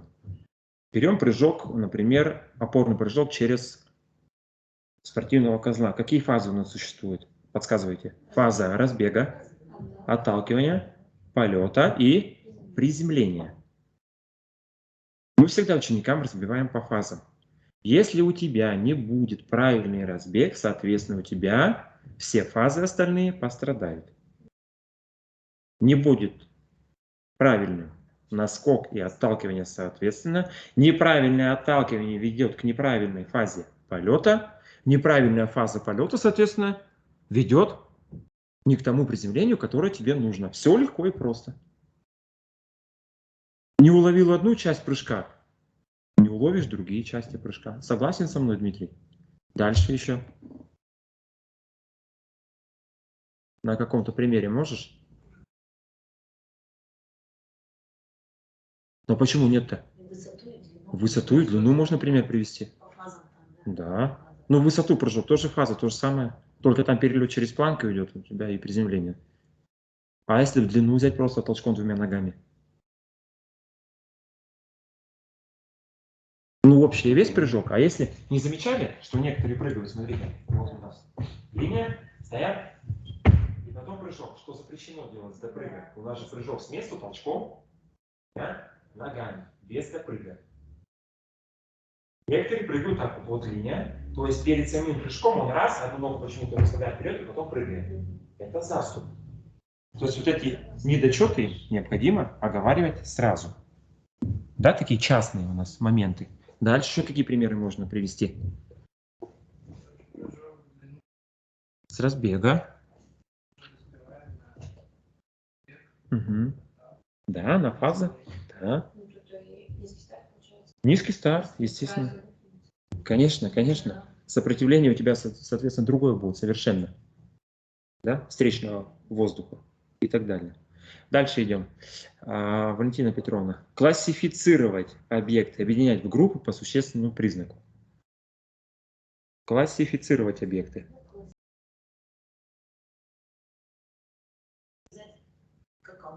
Ага.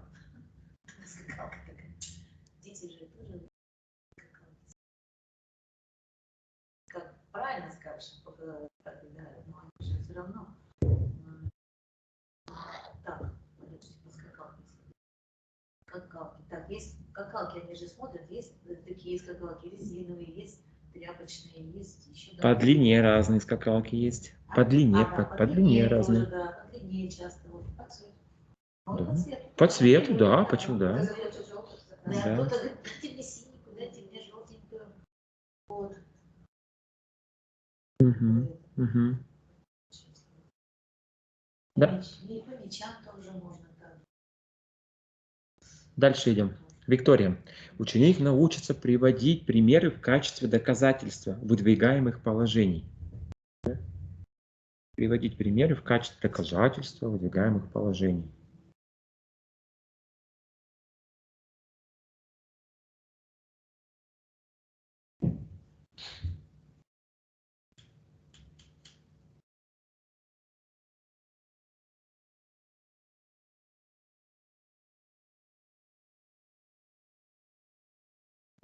Да, простые примеры. Вот, например.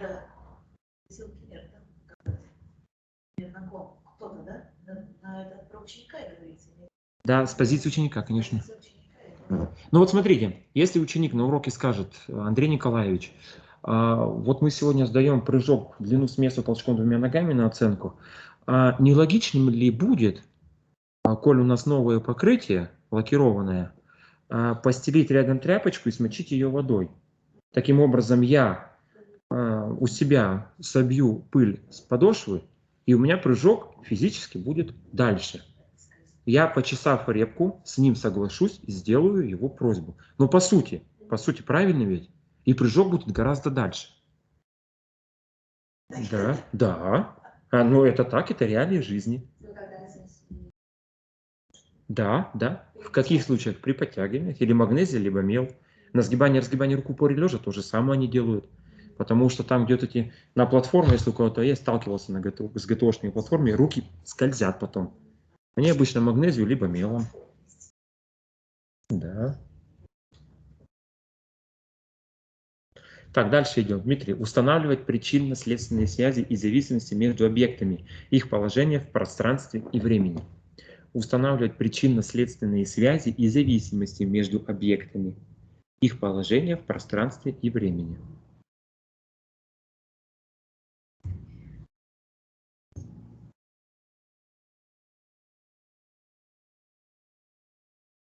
Также, когда мы разбиваем упражнение, Ага. фаза, причинно-следственная. Отталкивание. Да. Угу. Прыжок, Угу. коня и изменение. Ну, совершенно прав. Дальше еще какие можно примеры привести? С волейбольным мячом. Какой-то между сеткой и волейбольным мячом. Можно привести пример? Можно подачу привести. Ну вот, я к этому и клоню. Ага. Вы не замечали, что ребята, когда начинаем разучивать нижнюю прямую подачу, они мяч набрасывают не на уровне ладони, не над ладошкой, а вперед набрасывают. Тем самым они вынуждены тянуться к этому мячу. То есть они раз, вот оно положение набросил, они бросают вперед, и тем самым потом они бегут сюда, и мяч касается у них пальчиков. Вы замечали? У большинства так. Пока не скажешь ошибку. Да, а вот в том-то суть есть, что у нас нужно мяч подбросить на уровне ладони. И коснуться мяча нужно тоже в определенной точке. Если мы мяча коснемся снизу ладонью, мяч полетит по физике вверх. Тут все легко и просто. Что вот эти связи нам нужно ребятам объяснять. Если у нас ноги не работают при штрафном броске, нет единого механизма, да, пружинного. Соответственно, не хватит и силенок для выполнения штрафного броска. Ноги согнул, рука согнута, одномоментно выпрямляются и ноги, и рабочая рука. Тут все легко и просто. Дальше идем. Валентина Петровна. Ученик научится выполнять учебные задачи, не имеющие однозначного решения. Что учебная задача, ну, если комбинацию он делает, Ага. да, как грамматическую.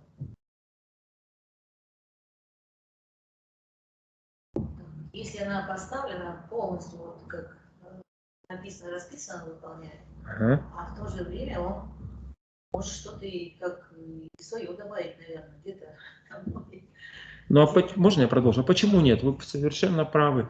Например, у него в комбинации идет кувырок назад, и после этого сразу идет с упора присев второй кувырок назад. А он, когда делает комбинацию, вторую свою, например, какую-то, он после второго кувырка приходит в упор, стоя ноги врозь. Почему нет?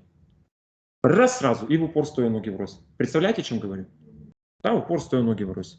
Кто-то, если силенок хватает, приходит сразу в стойку или кувырок назад через стойку на руках.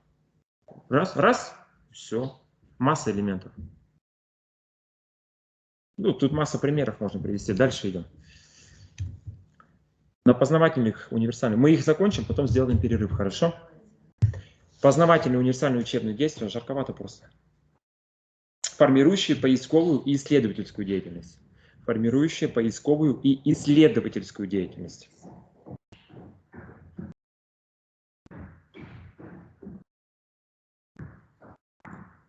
Первое. Виктория, да, по-моему? Высказывать то есть ученик научится высказывать предположения, обсуждать проблемные вопросы. Ну вот предположение.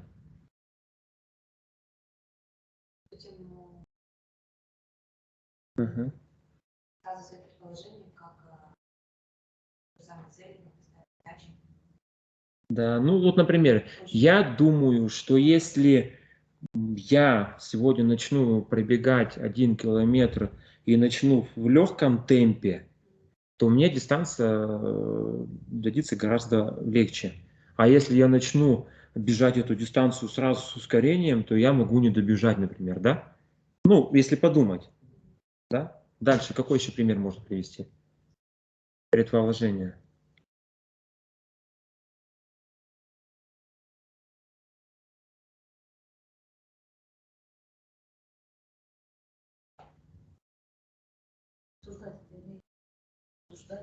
Да, с ребятами проблемы. Да.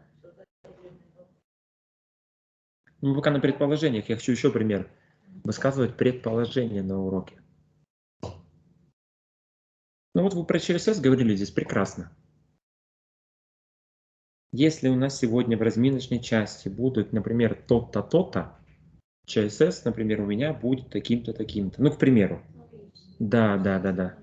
Или я могу предположить, что в начале урока у меня вот исходная частота сердечных сокращений 72 удара в минуту. Я могу предположить, что в конце урока частота сердечных сокращений у меня увеличится не больше, чем на 10 ударов. К примеру, я так приведу. Да? И вот он в конце потом смотрит. Круто же, круто. Увеличилась она или не увеличилась? Успел восстановиться или не успел восстановиться организм? Дальше обсуждать проблемные вопросы. Да, научиться обсуждать проблемные вопросы. Они тоже при работе группы, что он получает. Да. Какой-то элемент. Да. Почему получается делать передачу? Да. Почему получается какой-то удар, поворот. Угу. Дальше идем. Дмитрий, ученики научатся составлять план простого эксперимента. План простого эксперимента. Мы сегодня уже много говорили и об опытах, и об экспериментах. Научатся составлять план простого эксперимента. Ну, допустим, ученики, когда сами составляют комбинацию, они могут записать это в плане теми же пиктограммами пошагово, комбинацию. Дальше еще помогаем. Попробовать в игровом виде спорта, те, кто постарше, могут какую-то определенную тактику расписать, также схему, кто куда бежит. Кто как действует, да. Все, еще примеры есть? Уже приводили. Бег. Где добавить в течение дистанции. Ускориться где-то. В общем, так силы раскидать, свои силы распределить. Ну, даже вот если взять просто, если кто-то в школе 60 метров принимает, либо 100 метров, просто вот ученик для себя сам делает план и выполняет его, причем 2 раза. Первый раз он бежит максимально изначально, ну 100 метров, наверное, сначала максимально бежит на максимальных, да, своих возможностях, либо потом в конце уже добавляет максимальные свои возможности. Все понятно? Ну, либо километр, до массовой дистанции можно применить. Дальше. Выбирать решение из нескольких предложенных, кратко обосновывать выбор, отвечать на вопрос, почему выбрал именно этот способ.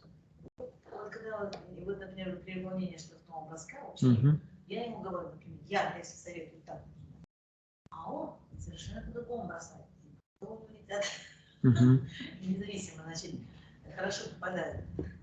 Если он сам выбрал себе именно этот способ, и, значит, бросает такой высокий, броска идет, а другой вот такой, почему-то они у него залетают. Как интересно. Способ, то есть сам выбирает решение, как бросать. Хотя по технике. Ну, допустим, нужна подготовка тоже нужна. Как спуститься с этого склона, или способы есть. Или как пройти определенную дистанцию, чтобы вылезть. У меня вот уроки часто в тренажерном зале проходят, уже у нас в 12 школе тренажерка есть. Мы туда поднимаемся за неимением места в зале, вынуждены подниматься. И часто мы там работаем в группах по дозировкам. Ну, то есть у каждой группы дозировка, она одинаковая практически на всех станциях. Есть станция приседания с гирей, то есть 2 платформы, гиря между ними, и они работают с гирькой. Здесь тоже они уже выбирают либо гиря 16 килограмм, либо там 7-8 килограмм, маленькие гирьки у нас есть. Да, то есть, и когда ты спрашиваешь мальчика, взрослого уже 11-классника, большого, почему ты приседал с маленькой гирькой, и он тебе здесь начинает обосновывать, что вчера у меня была тренировка там на пояс нижних конечностей, поэтому у меня сегодня болят те-то мышцы, я сегодня выбрал маленькую гирьку. Молодец, обосновал, я не против. Все красиво сделал. Дальше идем. Выявлять при решении различных учебных задач известное и неизвестное. Виктория, по-моему, да, вопрос? Выявлять при решении различных учебных задач известное и неизвестное. Это тоже при изучении какого-то нового дети сначала выполняют известные задания, которые они могут технически которые выполнить. могут, да, Да. по технике выполнить, а потом уже неизвестно переходить. Да, к более сложному. Да. Или, так сказать, от легкого к простому, если ты хочешь сказать, да? Эти известно, уже сказано. Дальше, Дмитрий. Ученики научатся преобразовывать модели в соответствии с содержанием учебного материала и поставленной учебной целью. Преобразовывать модели в соответствии с содержанием учебного материала и поставленной учебной целью. Допустим, при изучении технического действия, им показать это могут также на экране. И они должны осмыслить и сами попробовать вспомнить. Содержанием учебного материала и поставленной учебной целью.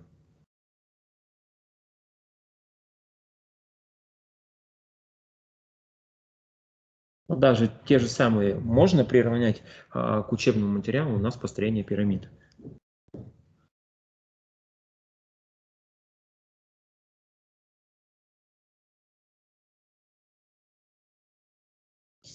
Да, да. И их просто по урочном планировании нет. Но в качестве разминки их применять можно. Никто не запрещает.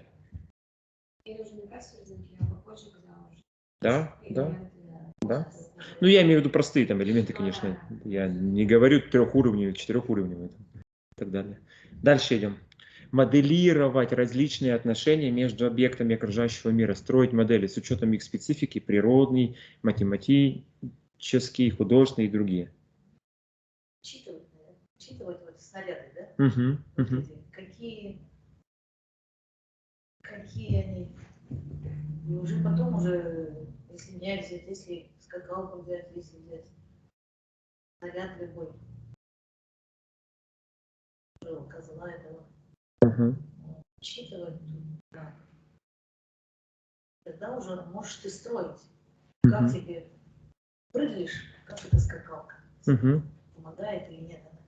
То есть ты используешь ее. Или тебе лучше другой взять, который может больше подходит. Используя, конечно, природные, математические, художественные. Ну вот смотрите, если даже взять гимнастический мостик, по-простому лягушка, да? У нас их две. Не ко мне. У нас их две. Есть лягушка, которая старого образца, она гораздо лучше лягушки, которая покупная новая. Проблема в чем? Проблема в разжимных механизмах в пружинах. Да, в новых они такие узкие, и, соответственно, сила уже не та, в старых они пружины пружинами, и, соответственно, высота уже отскока будет совершенно другая. Естественно, ученики имеют право выбрать себе, да, и они выбирают себе наиболее лучшего старого образца. Это мало. Они еще выбирают сами себе некоторые расстояния между мостиком и спортивным козлом. Да. Сами уже, да, то есть они между объектами здесь уже работают. Ага, вот мне тут нужно такое расстояние. Они иногда сами уже двигают и мостик и так далее. Дальше идем. Виктория, исследовать собственные нестандартные способы решения. Собственные нестандартные способы решения.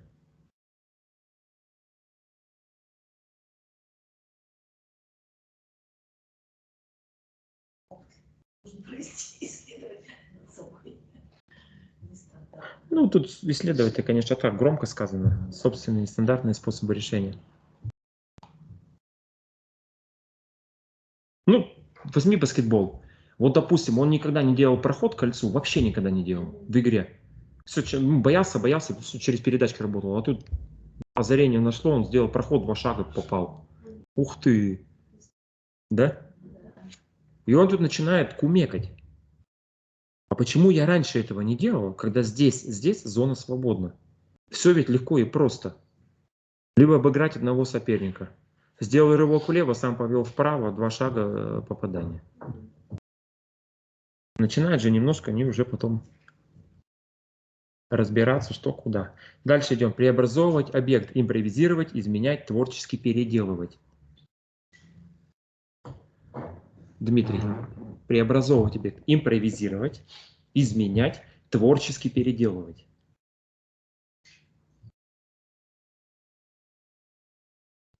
Ну, давайте я пример, потом ты на основе моего примера.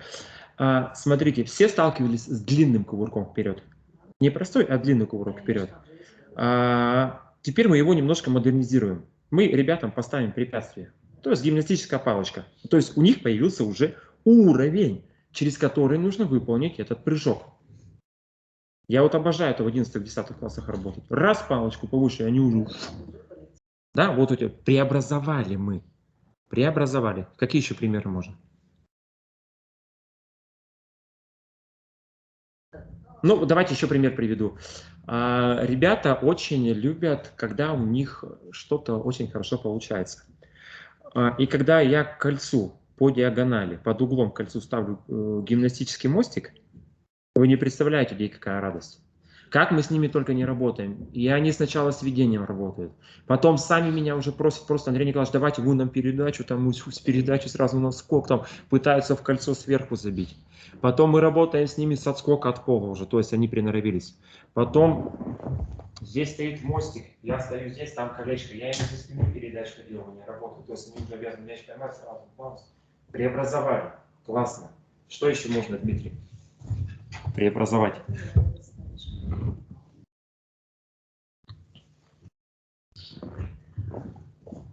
В качестве разминки простой элементарный бег. Они у тебя бегут по периметру зала. По периметру зала. Я люблю, чтобы они не просто бегали, а бегали с заданиями, и интересно бегали.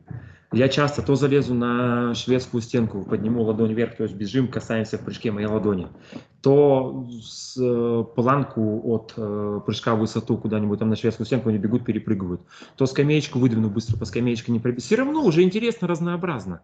Они уже бегут, для них это интересно. То коснуться мальчикам щита, девочкам сеточки баскетбольной. Вдоль сеточки волейбольной выполняем выпрыгивание, бежим, да, с блокировочкой, с имитацией блокировки. Массу преобразовали? Преобразовали. Да, простой бег мы преобразовали.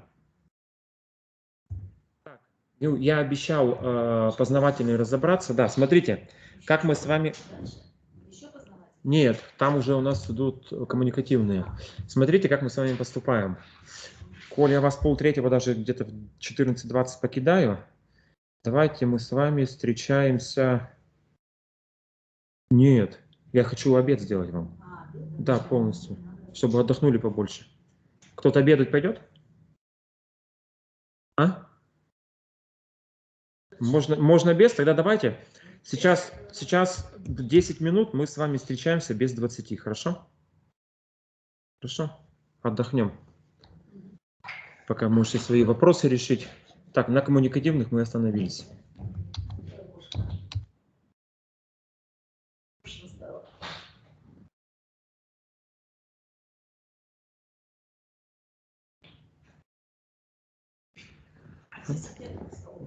А здесь буфет был? Пока не был, раньше. Раньше был, да. Сейчас уже, наверное, закрыли. У нас по времени какое? Со скольки до скольки? С 10, и как вам удобно, как мне удобно. Просто я сегодня у тебя не был, я объяснял, у меня супруге надо в больницу, ребенок болеет. Поэтому у нее прием 3 часа и 6 часов, 2 приема сегодня. Вот я физически не смогу с вами работать, поэтому я где-то в 14:20 вынужден буду с вами прекратить заниматься. Но не переживайте, ближе к 18 часам мы точно занимаемся, не переживайте. Нет, ближе к 18 у нас есть установка, 18 часов с вами проработать. Да там плюс-минус час-полтора, это роли не играет. У вас в сертификате будет 18 часов стоять, поэтому если даже переработаем, ничего страшного нет. Проживете, не переживайте. Да, сейчас у нас для тех, кто слушает, объявлен перерыв. Без 20 час мы встречаемся.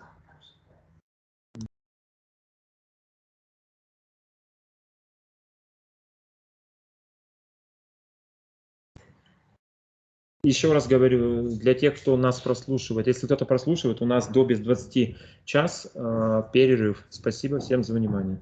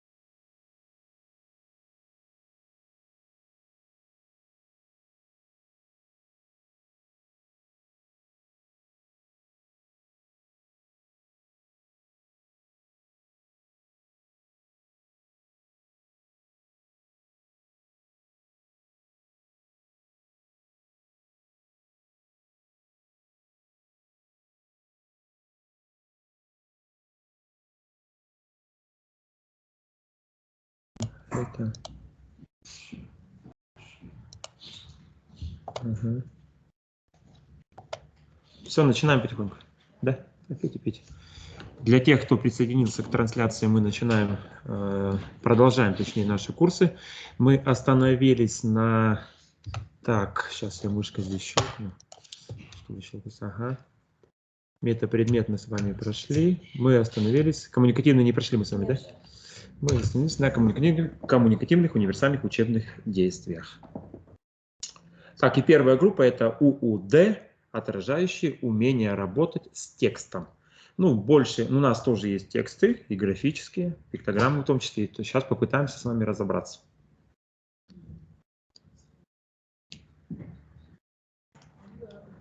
На наш предмет мы все равно обязаны перенести, поэтому дети все равно с учебником тоже работают. Ну, давайте начнем с Валентины Петровны. Ребята научатся воспринимать текст с учетом поставленной учебной задачи, находить в тексте информацию, необходимую для ее решения. Тут все, наверное, легко и просто. Да, по прохождению материала, во-первых, с учебником по физической культуре работаем, потом текст даем, например, текст задания даешь, по карточкам, это тоже. По карточкам работает, да, отлично. По карточкам работает текст. Так, что? Ну, пиктограммы я уже сказал, то есть своего рода тоже текст.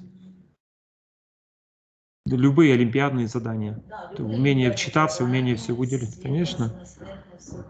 Дальше идем, Виктория. Ученики научатся сравнивать разные виды текста по цели высказывания главной мысли, особенностями видов. Учебный, художественный, научный, различать виды текста. Ну, тут больше, конечно, для филологов, но нам нужно здесь, да, сказать немножко помогу, то, что они все-таки умеют научиться у нас определять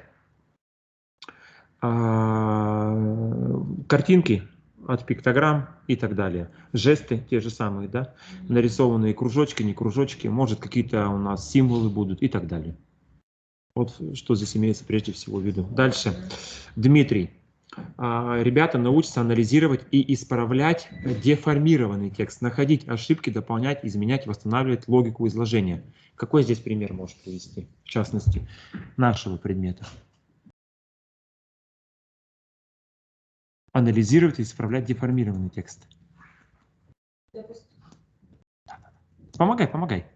Допустим, прошли какую-то тему на этапе закрепления, спрашиваешь, вводишь, допустим, историю развития баскетбола, неточные факты. Да. Кто основатель и так далее. Они потом смотрят и исправляют. То же самое по правилам можно, по зонам, волейбольным, баскетбольным и так далее. То есть сделал табличку с параметрами, с количественными, например, с площадкой. Проходили, сделал, они все уже работают, сопоставляют и так далее. Правильно, неправильно. Дальше, Валентина Петровна. Составлять план текста, делить его на смысловые части, озаглавливать каждую, пересказывать по плану.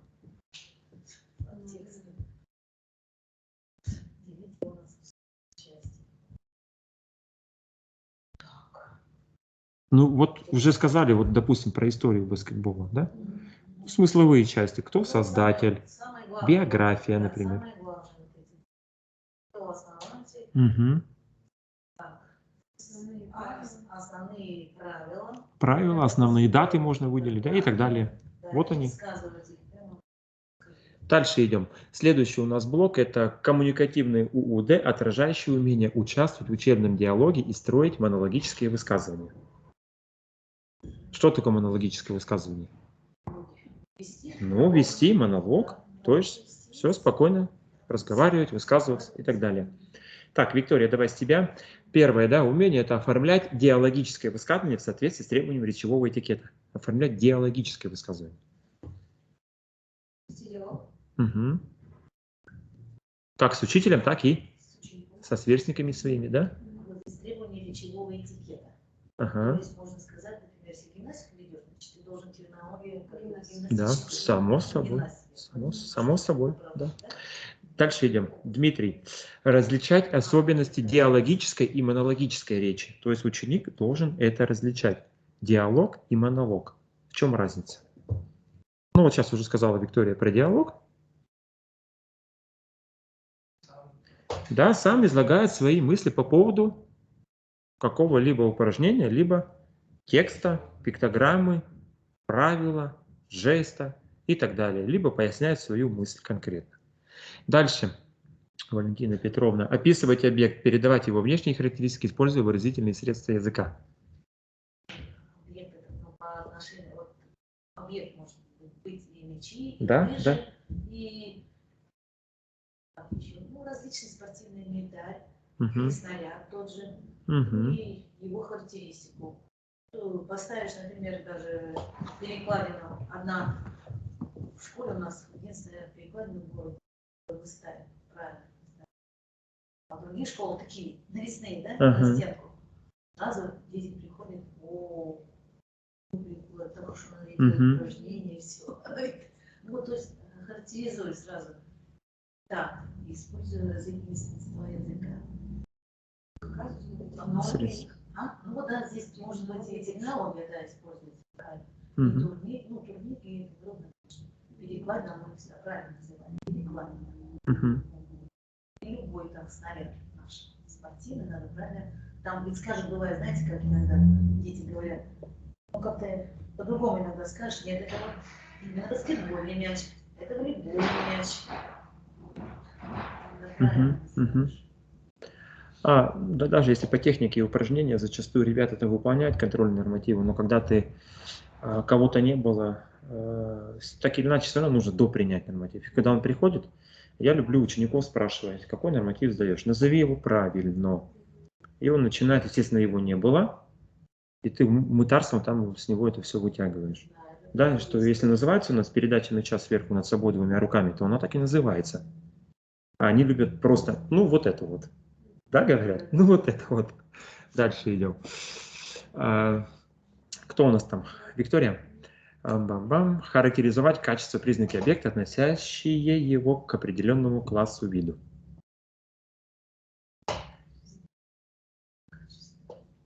Угу.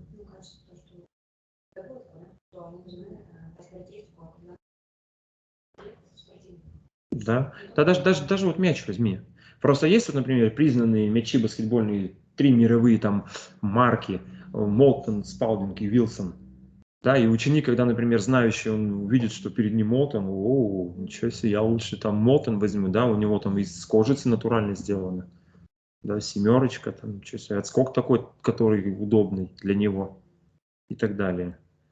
По остальным снарядам, если характеризовать качество, признаки объекта, например,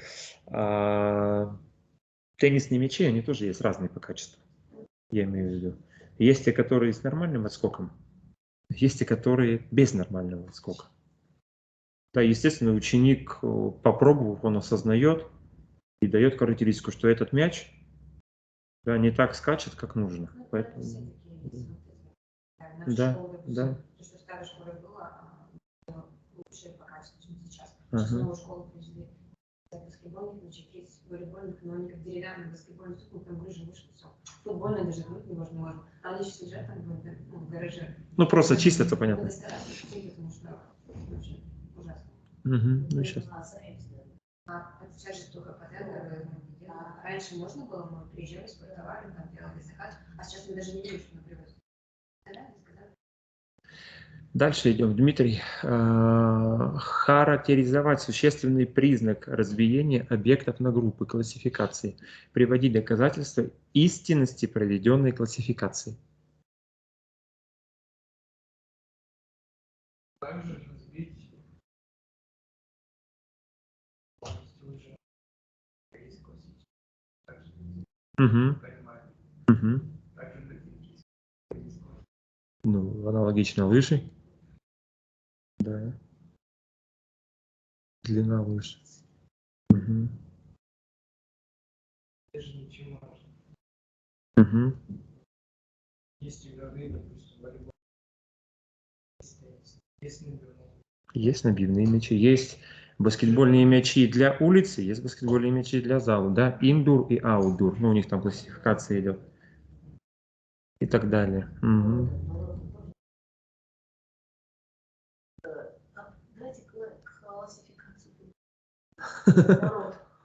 Вот где-то там потом нашли какой-то там, что-то пришла, когда пришли эти ворота. Дальше идем.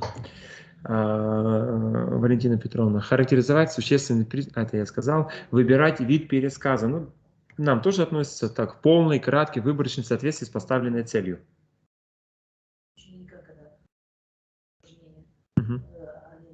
Акробатическое упражнение делают кратко. Цель поставила, расскажи. И тогда полно рассказывай, полностью сначала это стойка и так далее. А надо кратко. Основные какие элементы. Ага. У нас, в частности, тоже в школе, когда, например, игровой урок какой-то, 2 команды, соответственно, или 3 команды, 4, без разницы. И когда проводишь по упрощенным правилам баскетбола, например, без штрафных бросков, часто прошу детей напомнить вкратце мне правила по упрощенным, да? Ауты, зона и так далее. Да, да. Ну, я перед игрой, в частности. Все, и они там уже тебе перечисляют, и ты загибаешь пальчики. Если что-то не сказали, дополняешь, соответственно. Ну, вот он. Дальше. Виктория, составлять небольшие устные монологические высказывания, удерживать логику повествования, приводить убедительные доказательства.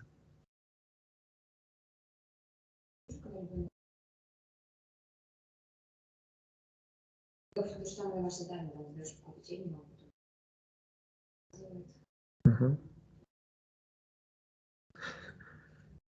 Дальше, Дмитрий.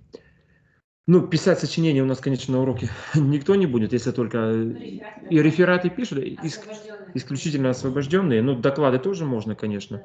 Используя информацию, полученную из разных источников. Но тут не писать, можно выполнять упражнения. Нам подобрать, да, перефразировать, здесь выполнять упражнения, при этом подготовившись дома, да, на основе какого-либо источника литературы, да, или разных источников. Да, то есть берет и так далее. Да, да. Переходим дальше. Вот эту табличку мы будем встречать 2 раза на курсах, она у меня еще в другом слайде есть. Но смотрите, табличка очень интересная. Вот если ее усвоить и понять, то будет все хорошо. Здесь у меня крайний левый столбец от вас – это требования к уроку, центральный – это традиционный урок, то, по которому мы раньше учились и привыкли работать. И последняя правая графа – это урок современного типа. Я надеюсь, что у нас аудитория, которая меня слушает, тоже все видно. Я, по-моему, сделал. Тоже все видно. Если не видно, дайте, пожалуйста, дайте, пожалуйста, знать, что вам не видно. Напишите. Хотя должно быть видно. Так, ну, начинаем. Первое требование к уроку – это объявление темы урока. Раньше, ну и сейчас в большинстве школ, я в этом уверен, у нас учитель сообщает тему учащимся, да, что мы сегодня, вот у нас урок баскетбола и так далее. Что касается современного урока, то здесь тему должны формулировать детки сами. Учитель только выводит на тему урока. Я с этим столкнулся, я это попробовал, я примерно знаю, что это такое. Сложно, но можно. Дальше. Сообщение целей и задач. Соответственно, учитель формирует и сообщает учащимся, чему должны научиться дети. Да, вот мы сегодня с вами выполняем опорный прыжок. Основная задача у нас сегодня, да, отработать, например, приземление. Ну, я так утрирую, конечно. Что касательно современного типа, здесь учащиеся сами формулируют свои задачи. Ну, понятное дело, они здесь определяют границы познания и границы его незнания, что знают, что умеют. Мы потом, когда будем просматривать урок, вы вспомните эту табличку, и она хорошо ляжет на урок. Вот прям хорошо ляжет. Не ко мне идут, стесняются, девушка там какая-то стала в телефоне. Ладно, дальше идем. Следующее требование к уроку – это планирование урока. Что касается традиционного урока, здесь учитель сообщает учащимся, какую работу они должны выполнить, чтобы достичь поставленной цели. Да? Дальше, что касается современного урока, планирование учащимся способа достижения намеченной цели. То есть учащиеся сами должны планировать, да, свои намеченные цели или достигать эту цель. Дальше требования к уроку. Практическая деятельность учащихся. Читаем внимательно. Под руководством учителя учащиеся выполняют ряд практических задач. Чаще применяется фронтальный метод организации деятельности. Надеюсь, даже уверен, со мной большинство из вас согласится, что при традиционном уроке учитель является доминантом. То есть сказал, делаешь, показал, делаешь, да, уточнил, делаешь, исправил неточности, делаешь и так далее. Что касается урока современного типа, то учащиеся осуществляют учебные действия по намеченному плану. Да, применяется групповой, индивидуальный метод и так далее. И так далее. Следующее требование к уроку – это осуществление контроля. Я уже здесь сказал немножко про доминацию. При традиционном уроке учитель полностью сам все контролирует. Если работа по станциям, он полностью все сам контролирует. Переход от станции к станции, работу на станции и так далее, окончание работы на станции, ну и масса других моментов. Что касается урока современного типа, то учащиеся осуществляют контроль, применяются формы самоконтроля и взаимоконтроля, о чем я сегодня вам и говорил. Осуществление коррекции. Что значит коррекция? Это исправление неточности, да? Выполнение какого-либо упражнения, либо формы работы. Учитель в ходе выполнения по традиционному уроку, по итогам выполнения работы учащимися осуществляет коррекцию. Ну, непосредственно не получается упражнение, учитель сам подходит и говорит, у тебя тут-то неправильно, нужно сделать то-то, то-то. Либо на перекладине берет прямо эту ногу и полностью с учеником работает. Что касается урока современного типа, учащиеся формулируют затруднения и осуществляют коррекцию самостоятельно. И здесь я уже тоже сегодня говорил, либо по образцу, ну по образцу есть, просто образцом может быть либо видеофрагмент, либо наиболее подготовленный ученик, либо учитель, либо это карточки с фотографиями, либо это пиктограммы и так далее. И так далее. Что касается оценивания учащихся. При традиционном уроке учитель осуществляет оценивание учащихся за работу на уроке. При современном типе урока учащиеся дают оценку деятельности по ее результатам. Самооценивание, оценивание результатов деятельности товарищей. Теперь вопрос к вам. Смотрите, тут-то понятно, учитель оценивает, он по факту ставит оценку. Каким образом ученики могут оценить своего товарища? Словами. Ну, как могут оценить? На уровне хорошо, нехорошо могут оценить? Конечно, могут оценить. Красиво, некрасиво могут оценить? Могут оценить, в частности, комбинация. Еще как могут оценить? Успешно, неуспешно могут оценить? Первая попытка была успешная, вторая неуспешна. Могут оценить? Могут. Правильно, неправильно. Дальше, как еще могут? Четко, нечетко упражнение выполнено. Могут оценить? Могут. Согласно образцу могут оценить? Ну вот это похоже было на образец, это не особо похоже. Да. Ну, естественно, критериально, если здесь, то тоже я бы, например, ну я сейчас со слов ученика говорю, да, я бы сегодня, например, Василию поставила 4. У него там были небольшие помарки, поэтому 4. То есть логику свою объяснить, почему 4. Или 5, да. Согласно образцу все было выполнено правильно. И так далее. Дальше идем. Итог урока. Учитель выясняет у учащихся, что они запомнили, ну, традиционно. А то и вообще не выясняет, если честно быть. А здесь проводится рефлексия при современном типе урока. Скажите, пожалуйста, чтобы не путали, чем отличается рефлексия от релаксации? Чтобы развести два понятия, вы не путали. Рефлексия от релаксации. Релаксация – это, конечно, отдых. Расслабление организма после выполнения какой-либо физической нагрузки. Причем релаксация может быть разного типа. У спортсменов зачастую релаксация или восстановление, по-другому скажу, происходит с помощью массажа, бань, саун и других процедур. А рефлексия?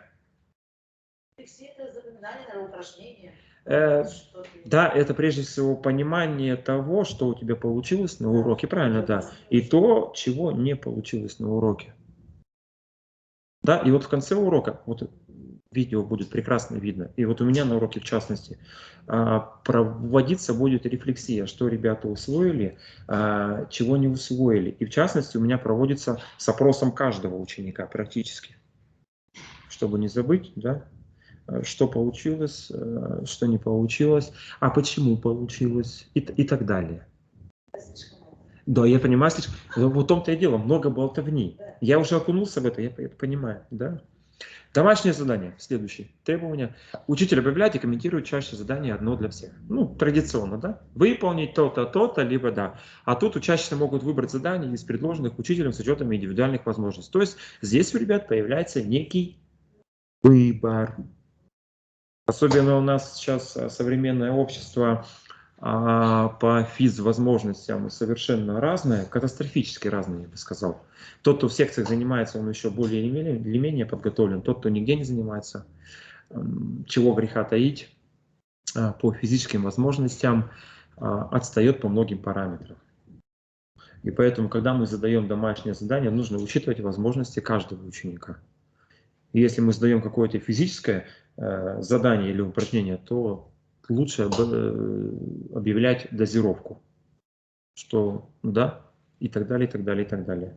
Если мы даем тренировать, например, старшим ребятам стойку на голове и руках, то нужно говорить, где это делать, как это делать и с кем это делать. Лучше со страховкой. Лучше говорить, потом тебя обвинят. Ты бы давали домашнее задание, а вот шею сломал. Почему? Кто? Нельзя давать домашнее задание. Я говорю, со страховкой. Вот я и говорю. Только со страховкой. А лучше, конечно, с родителями. Я когда малышам говорю, вот сейчас мы кувырочек вперед проходили, я говорю, кувырочек дома, постелили одеяльце на пол, обязательно страховка, папа, мама, брат, дядя, тетя, бабушка, дедушка, обязательно со страховкой. При выполнении. Обязательно страховка. А то у меня на уроке тоже момент был, я только пришел работать. Девочки работали в группе, я только от них отвернулся, подошел к мальчикам, перелом ключицы. Ну, вот никто не застрахован. Просто, видимо, так вот стало, либо плечом как-то перелом ключицы. Сразу видно, одно плечо выше стало другого. Перелом, мгновенный. Поэтому как-то вот так вот. Обязательно страховка. Дальше идем. Так и запишите себе этапы современного урока. Этапы современного урока.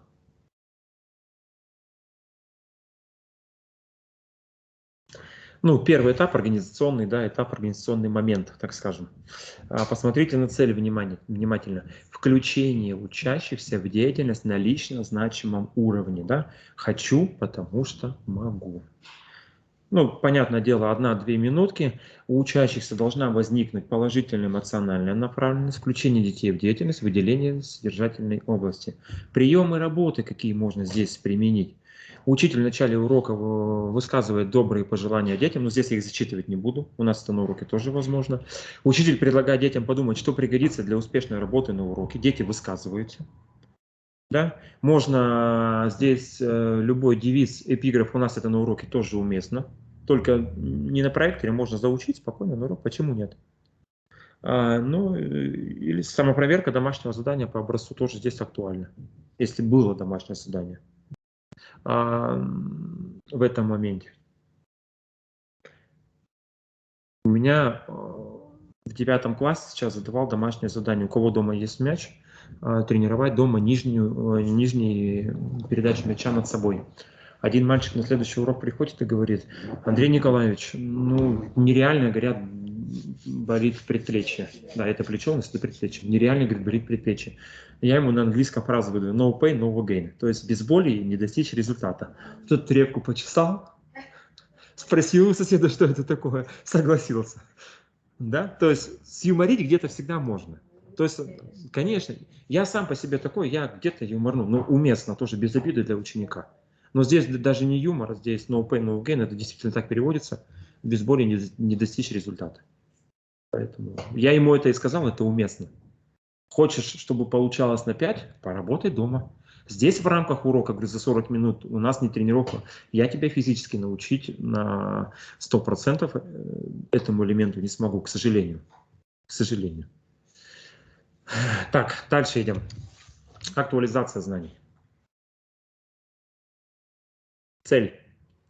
Повторение изученного материала, необходимого для открытия нового знания и выявление затруднений в индивидуальной деятельности каждого учащегося. Сейчас поясню вам. Повторение изученного материала. Я когда здесь на республике проводил урок, у меня, естественно, был урок изучения нового материала и способов действий. Надо было разучить технику верхней прямой подачи. Верхней прямой подачи. Я проводил урок в Эжве. Нет, там я проводил урок в гимназии номер 1, не в 30-й.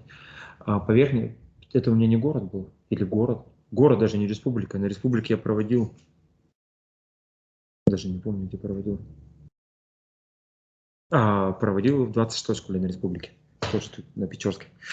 А на городе проводил в ВЭЖе, в гимназии. И вот верхняя прямая подача. Я же изначально не сразу перешел к верхней прямой подаче. Я провел актуализацию знаний. Что такое актуализация знаний? То есть я у них заведомо спросил на уроке, скажите, пожалуйста, какие элементы из волейбола технически вы знаете? Они мне начали перечислять. Передача мяча там сверху, передача мяча снизу. Ага, давайте попробуем. Мы начали каждую пробовать.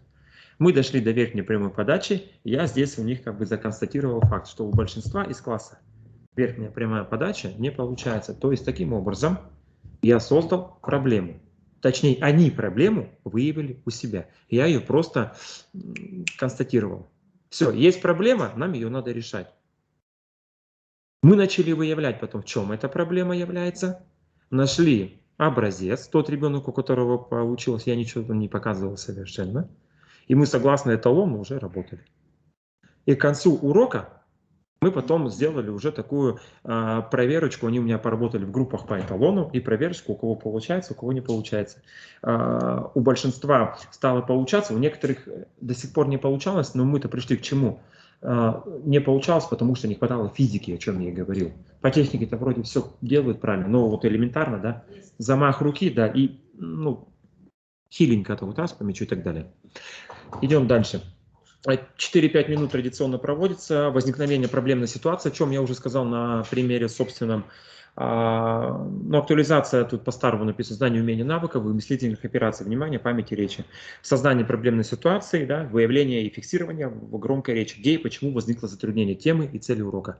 Да, вот здесь-то как раз-таки все, мы выходим уже полностью на наш урок. Где как раз ребята и должны задачи на урок учебные уже определить. Напоминаю, учебные задачи определяют ребята, не учитель. Дальше идем, вот они как раз. Постановка учебной, я уже определил просто события. Постановка учебной задачи. Постановка учебной задачи. Цель. Обсуждение затруднений. Почему возникли затруднения, чего мы еще не знаем. Проговаривание цели урока в виде вопроса, на который предстоит ответить. Да, или в виде темы урока. 4-5 минут.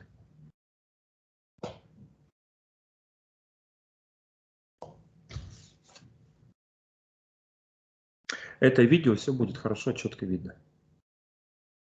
Там одно видео по качеству будет не очень у Азманова, но нам главное принцип понять, хорошо?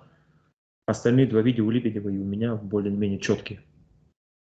Но это видео с России. Кто на России выступали, я их привез на конкурс. У меня видео, если здесь по подаче верхней, можно было, в принципе, его тоже показать, но оно у меня в архиве где-то, скорее всего, на личном сайте.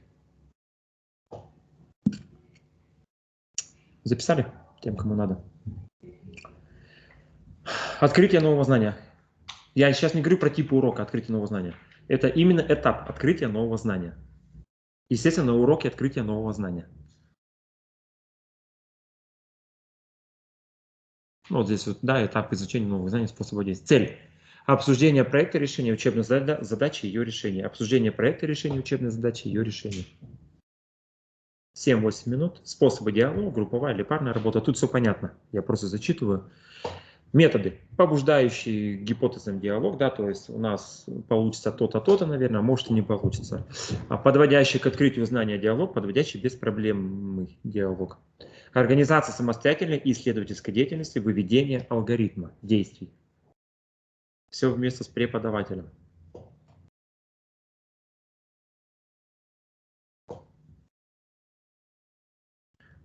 Вика, напиши там своей знакомой. Меня там хорошо слышно, если она слушает. То боюсь, кто-то подключился, меня не слышно. Вроде я микрофон просто подключил. Да, подключено. Вера, гость. Я так понимаю, только Вера зарегистрировалась на дистанционку. И, скорее всего, она должна быть уже здесь. Нет?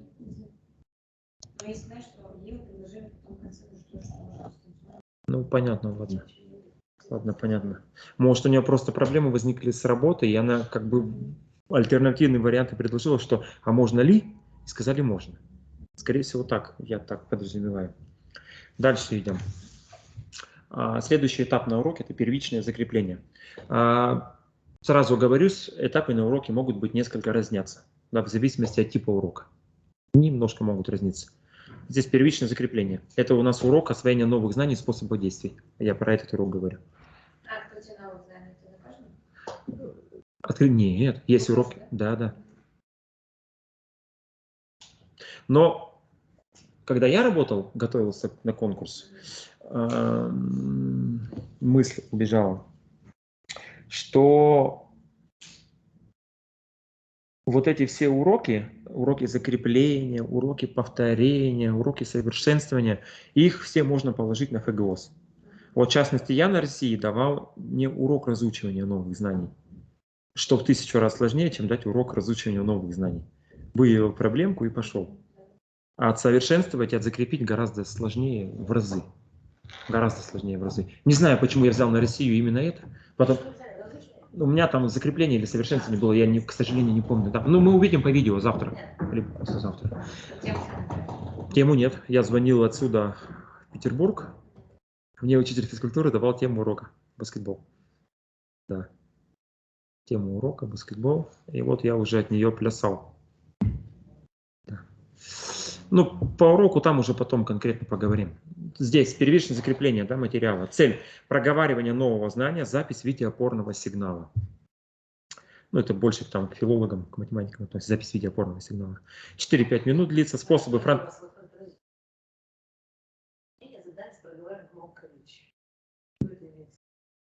Задание с громко... То есть ты громко говоришь, без вот этого рупа. Просто громко говоришь. Нет, вы прямо так прямо понимаете. Нет. Ну, не мямлишь, имеется в виду, не этот, не... Да, громко, четко, ясно, все. Да, Дмитрий, у тебя командный голос?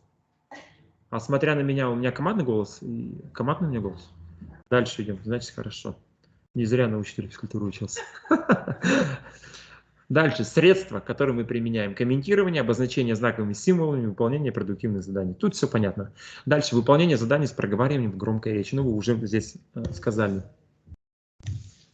Самостоятельная работа с самопроверкой по эталону. Вот о чем я сегодня не раз вам говорил, забегая вперед, приводя примеры на универсальных учебных действиях. Самостоятельная работа с самопроверкой по эталону. Тут же самоанализ и самоконтроль. Я вам сегодня говорил про самоанализ и взаимоанализ. Самоконтроль и взаимоконтроль – это несколько разное.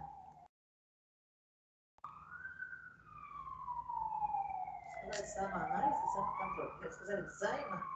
А я сказал, есть самоанализ и взаимоанализ, а есть самоконтроль и взаимоконтроль. Да. Я потом немножко поясню. Доберемся еще до этого. Цель. Каждый для себя должен сделать вывод о том, что он умеет. 4-5 минут. Небольшой объем самостоятельной работы, не более 2-3 типовых заданий. Выполняется, ну тут письменно понятно, для них у нас физически, да, методы самоконтроля, самооценка. Теперь давайте разберемся по самоанализу и взаимоанализу. Я здесь вам приводил парную работу. Да, то есть я могу сам себя проанализировать. Кто-то может мою работу проанализировать. Тогда это взаимоанализ. Имею в виду по технике, по образцу. Самоконтроль – это нечто другое. Зачастую он проводится уже после усвоения какого-либо упражнения.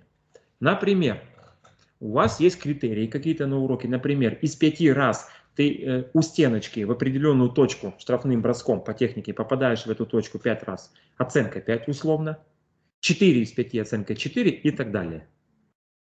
А вот самоконтроль – это когда ты считаешь, сам стоишь. Да? То есть 5 из 5, у меня все 5. А взаимоконтроль, в чем плюс взаимоконтроля? В том, что он у тебя считает и попадания, да, и попытки, плюс он еще смотрит за твоей техникой. Ведь попасть можно от балды, просто бросить вот так вот, ну, от груди. Но будет ли это правильно, другой вопрос. А взаимоконтроль, он уже, да, подразумевает, что за тобой еще за техникой последят. Вот в чем разница. Дальше идем. Следующий этап. Включение нового знания в систему знаний и повторения. То есть мы на уроке что-то узнали новое, какое-то упражнение для нас новенькое, и мы его включаем в нашу систему знаний уже, в систему знаний. И повторение.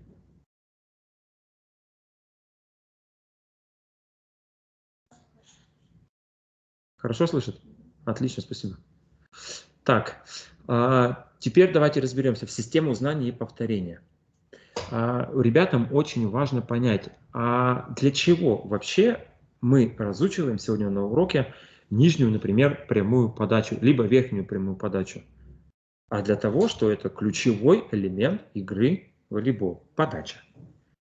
И не выполняя верхнюю либо нижнюю прямую подачу, вы элементарно дарите очко сопернику.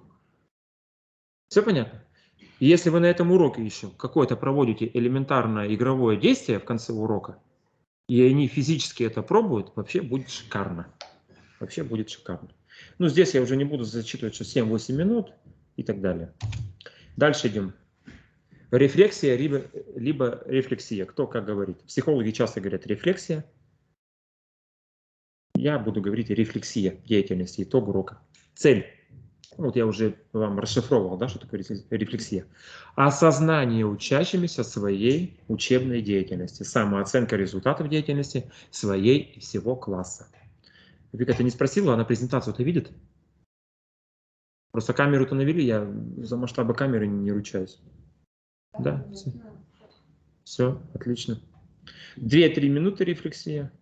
Здесь вопрос. Вот смотрите вопросы. Какую задачу ставили вам, да? Они отвечают. Удалось ли решить поставленную задачу? Каким способом? Какие получили результаты? Что нужно сделать еще? Где можно применить новые знания? Массу вопросов. Массу вопросов. Вы на моем уроке, я, кстати, уложился в 40 минут на России, все спокойно, проведя урок по ФГОС, по стандарту ФГОС. Уложился. Да, много болтовни, согласен, много болтовни. Для меня это было ново, но уложился спокойно, все. Дальше. Тут можете не записывать, это уже у меня, по-моему, последний слайд. Даже традиционно обновленный, знаете, уже не будем прощелкивать. Я презентацию выключаю. Что еще сегодня хотел с вами разобрать? Сравнение традиционно. Не помню презентацию, к сожалению, с весны. Но табличка здесь, по-моему, у меня есть. Угу.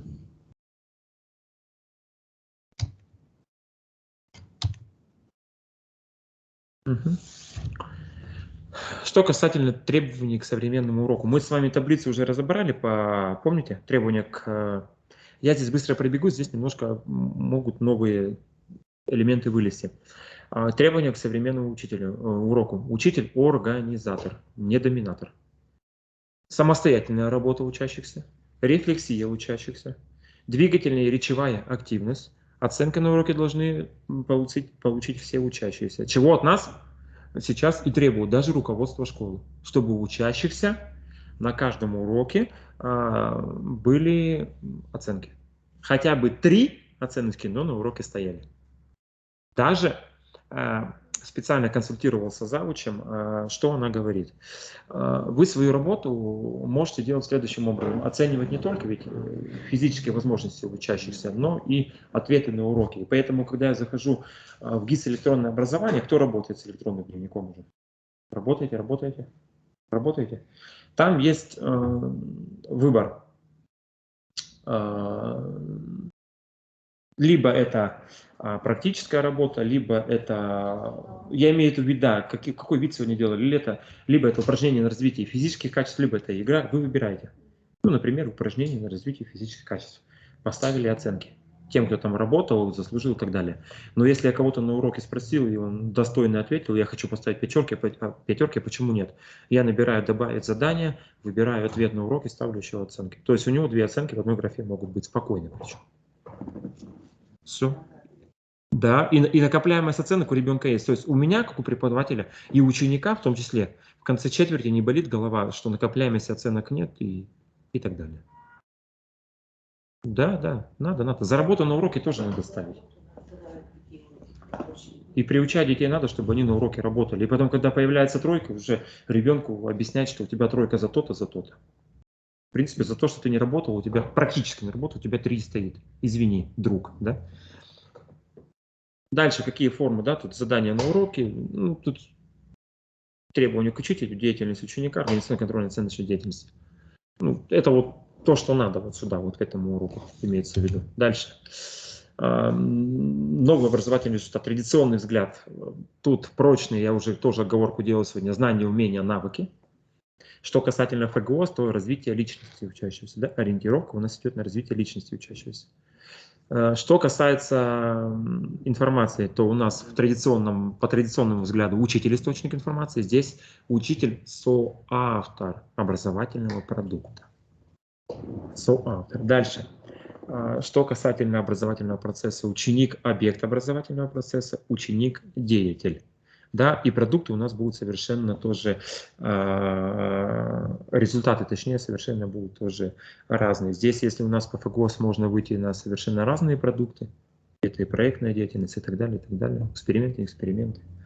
Что касается традиционного взгляда, мы зачастую выходили на такие контрольные испытания, да, научили, выполнил, показал. В принципе, это тоже неплохо. Если сравнивать общество, в частности, физвозможности ребят того поколения и, грубо говоря, нашего поколения, я сам лично на своем опыте скажу, что возможности совершенно разные. Да. Если вот давайте пример приведу. Если я раньше в школе, скажу честно, ну, я не мог выполнять сгибание, разгибание рук до 10 класса. Ну, не мог. Ну, вот не дано. Рос в деревне, не дано. Видимо, молоко не люблю, поэтому не дано. Но я компенсировал все это бегом. А сейчас же, если они не могут сгибание, разгибание, ну, они и бегом не компенсируют это все. Они и бежать не могут. Большинство не могут. Двигаться надо в современном обществе, сейчас больше двигаться, больше, а не давать задания по физкультуре в бумажном варианте. Ну, да. Но они осознают это как угодно. Я не говорю сейчас и не корю тех, кто по своим возможностям здоровья не может это делать. Да. Я акцент сейчас скажу, просто многие могут не понять. Да. Дальше идем. Ну, вот, что касается традиционного урока, учитель пользуется жестко структурированным конспектом урока, который мы с вами попробуем написать по старому образцу. А тут учитель пользуется сценарным планом урока, предоставляющим ему свободу выбора форм, способов приема в обучении. Да, сейчас требуют тех карт, в которых мы прописываем не только содержание урока, в котором мы прописываем деятельность учителя, деятельность учащихся, плюс те универсальные учебные действия, которые применяются на каждом этапе. Ну, а кроме того, еще должны поставить цель на каждый этап, чего в конспекте, Вика, наверное, подтвердит, раньше вообще не было. У нас раньше, когда мы еще учились в педколледже, я сейчас как помню, была крайне левая графа, это часть урока, вторая графа содержание, третья графа дозировка, и как нас учили ОМУ, организационно-методические указания. В университете меня учили ОМП, организационно-методические приемы. Да, вот весь конспект, и ты пишешь. Да. Сейчас техкарта, она гораздо обширнее. В принципе, я не вижу разницы. Честно, я вот окунулся и там. Просто разница в чем?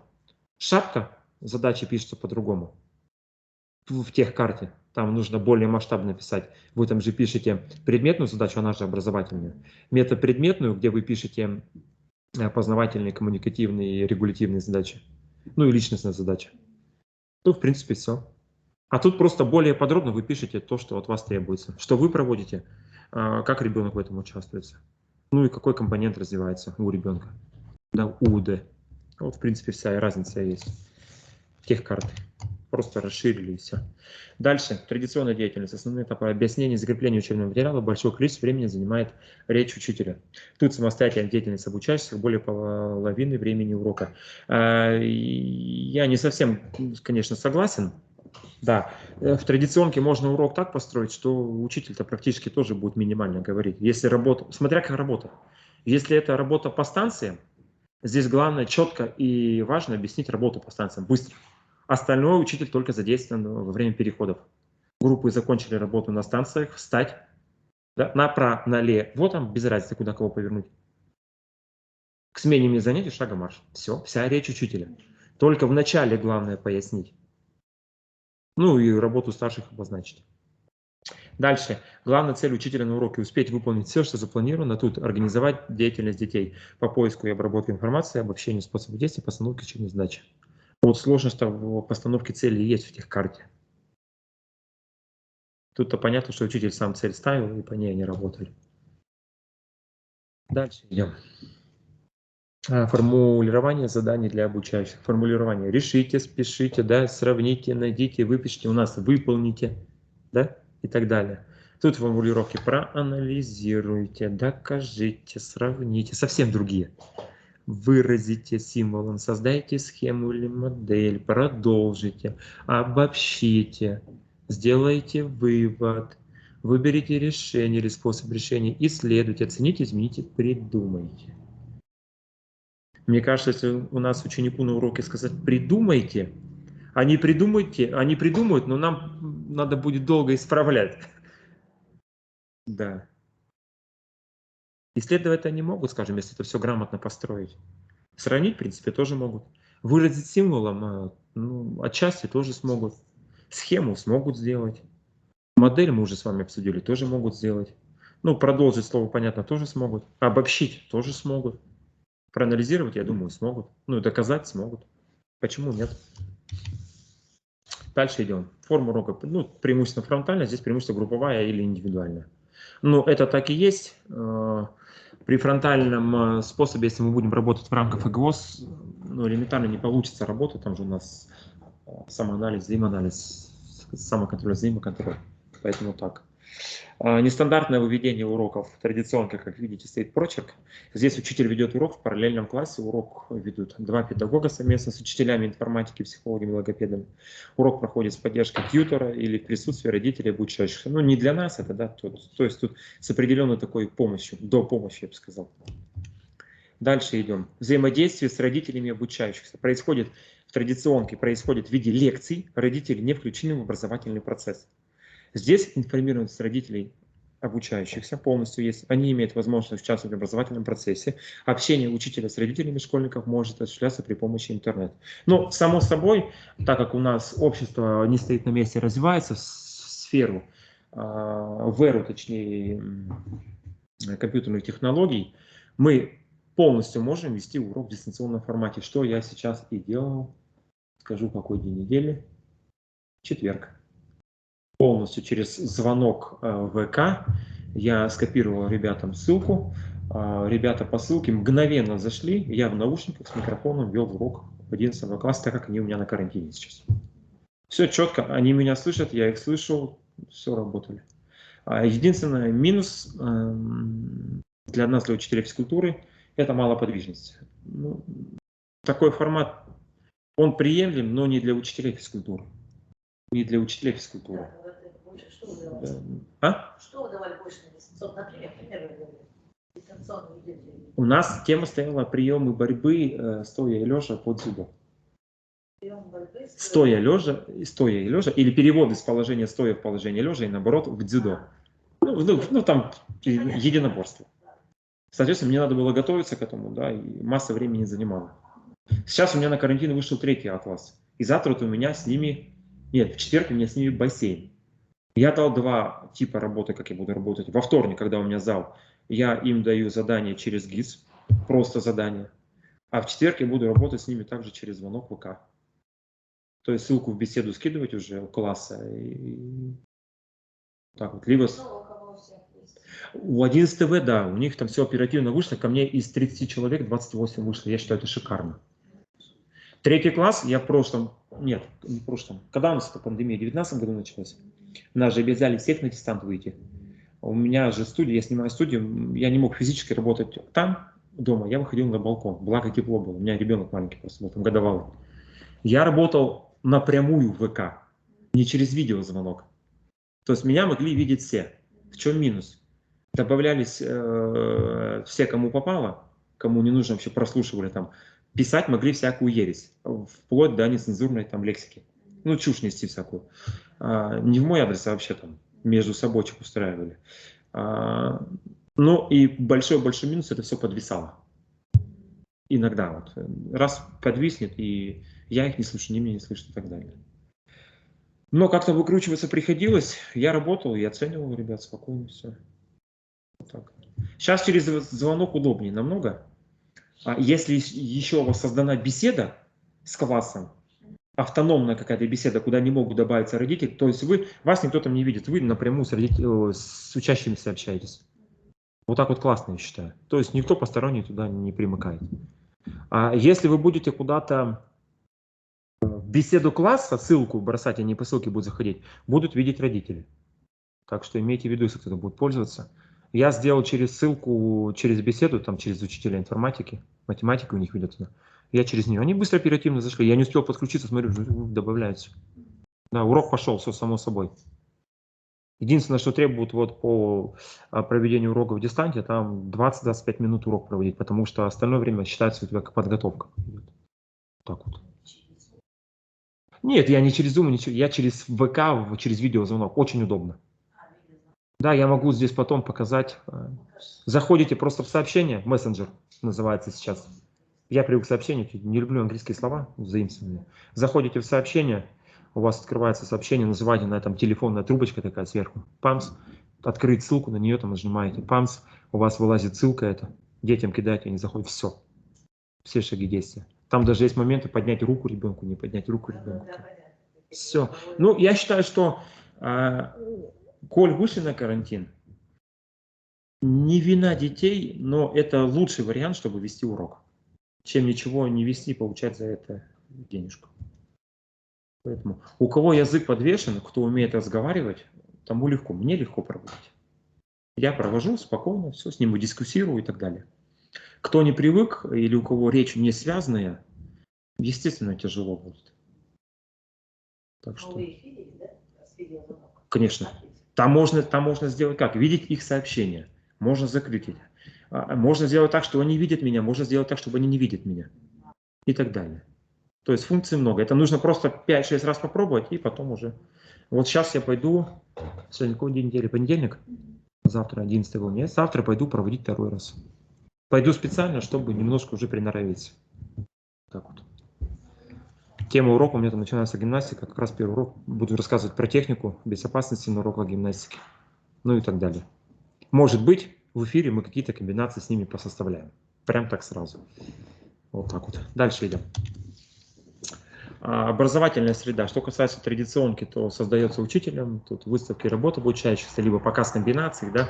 Ну, мы к своему уроку сразу переворачиваем. Показ комбинаций и так далее, и так далее.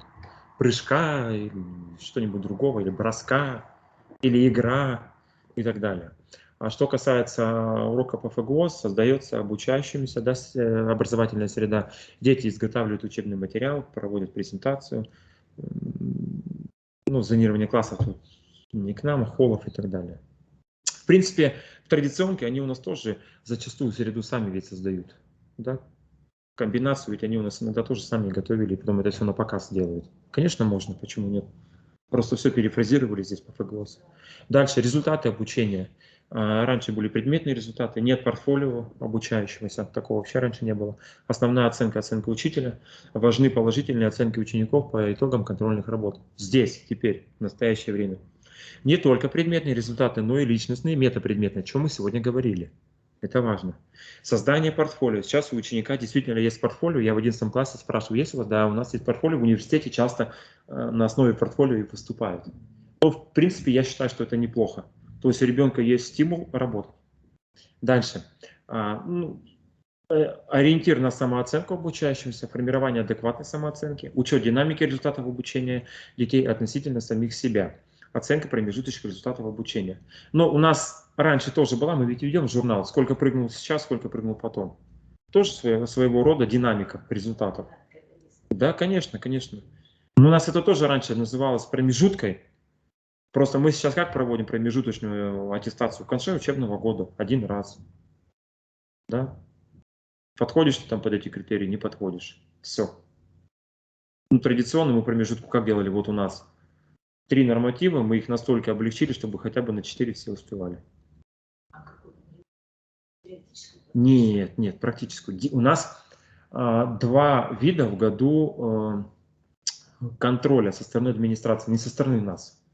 Я сейчас не про поурочку говорю. со стороны, ну, то есть скидывают с Минобра на управление, управление нам.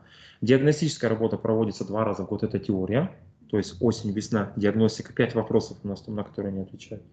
И промежуточная аттестация проводится в конце учебного года, 3 норматива. Мы постарались их взять так, чтобы норматив был с разного раздела учебной программы. Да, отлично. А мы делали уже? Да. Хорошо, но у нас все отлично. Только за 2 человек не досчитались. 5 должно быть. То есть они, все понятно, то есть не приехали. И не приедут, видимо, да? Все понятно. Ну, все, вопросов нет. На чем остановился? 3 зачета, да. С разных разделов программы. Постарались так, чтобы баскетбол, передача мяча в парах, раздел легкой атлетики, наклон сделали. И прыжок, ну самые легкие такие взяли, прыжок в длину. То есть они выполняют 3 норматива, среднюю оценку высчитываем, вот у него оценка итоговая получается. Нет, у нас практика промежутка. Просто почему вам так сказали, чтобы, наверное, кодификатор легче было сделать. А у нас кодификатор под упражнение очень сложно сделать, я там помню, делал кодификатор, то есть я расписывал каждое упражнение и что за что ставится какая оценка. Вот, подгонял, да, кодификатор. В теории это понятно, что там из 30, например, тестовых заданий 26 на 5, что там расписал и все. Да. Ну, кодификатор. Ну. А я делал тут упражнения сам, помню лично. Так что, так видите, в районах и везде по-разному.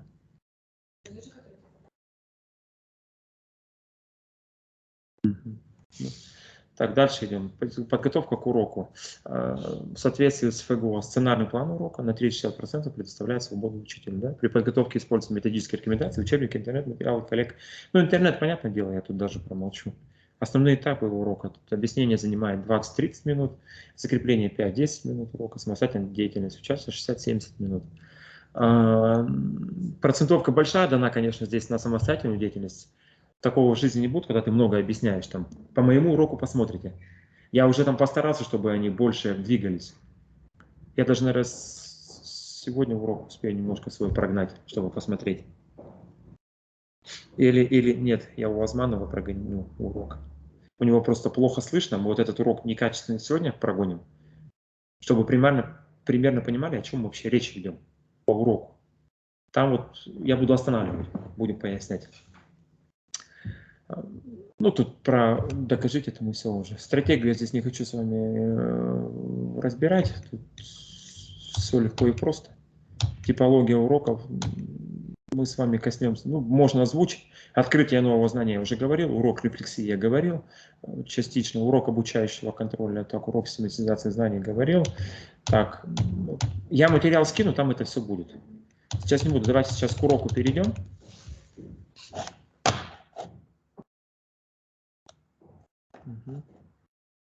Так.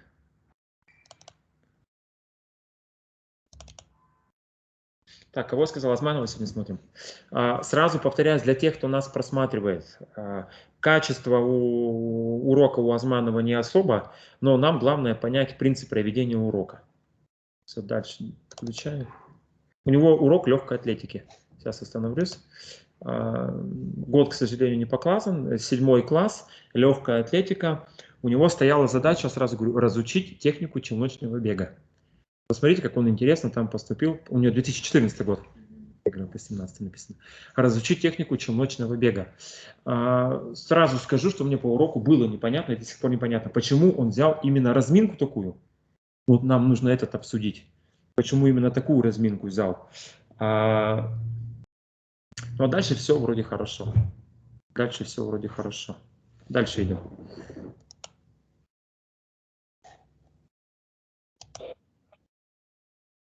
Там сидят стол с жюри, у него зал, посмотрите, приглашают ребят.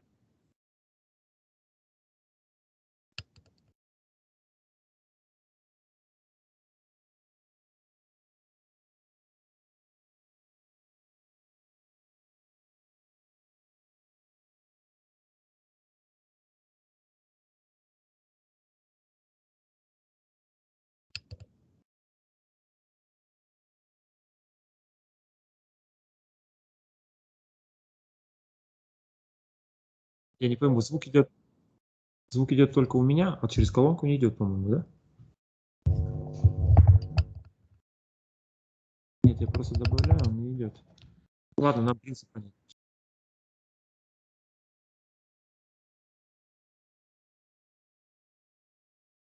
Я вот не слышу. Он спросил, знаете ли вы, каким жестом тренер начинает игру, любую там спортивную игру, да, или капитан, что-то потом, ну там же они все центр, вот он что спросил. Я комментировать буду потихоньку, хорошо?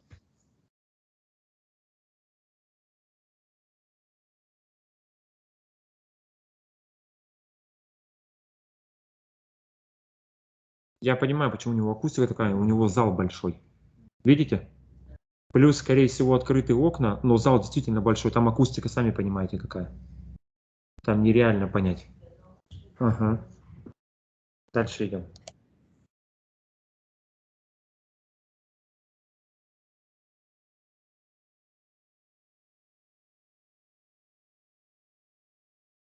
Ага, тонус у него пошла такая разминочка хорошенькая для кистевого сустава. То есть он кивает на каждого головой, как только он на кого кивнул, он присоединяется. Без его команды он не присоединяется. Остальные стоят, видите?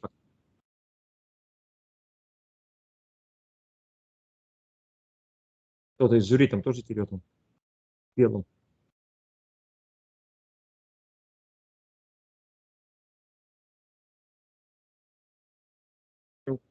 Щелканье, по-моему, да?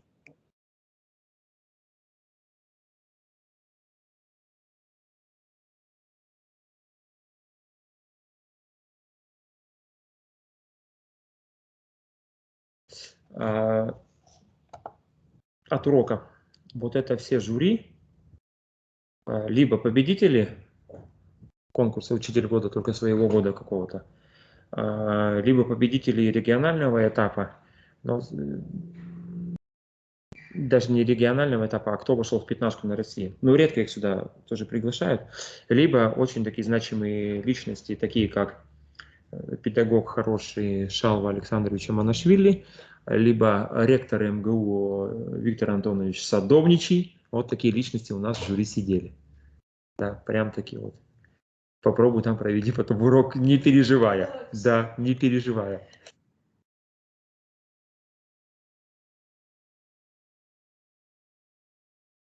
У меня лично Садовничий сидел. Ректор.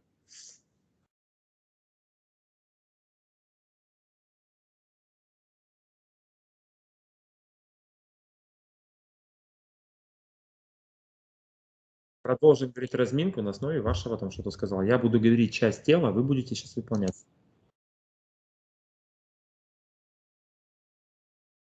Друг на друга посмотрите.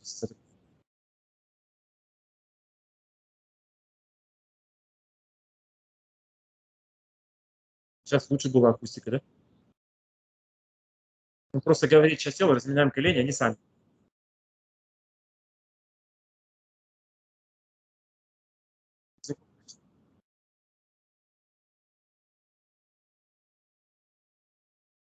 А?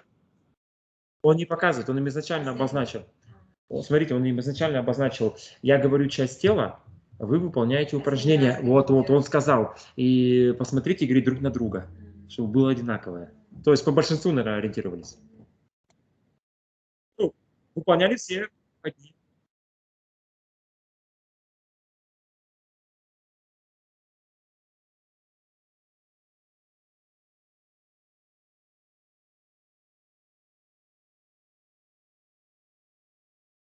Всех разделил.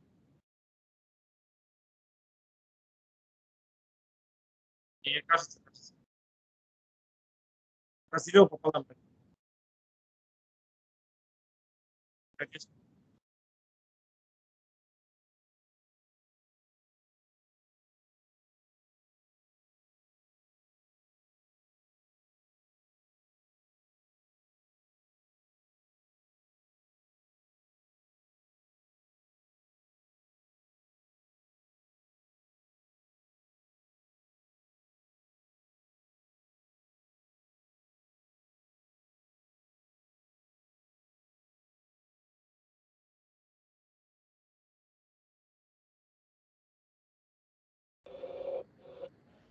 обратите внимание, да, у него пошла команда налево колонну подлого, где стоит сам преподаватель. Он стоит совершенно правильно, контролирует перестроение учащихся. А не как обычно бывает, сказал, а учитель в другой стороне зала. И там, ой, у меня тоже 7 класс был. И перестроение у меня сделали там пару человек неправильно.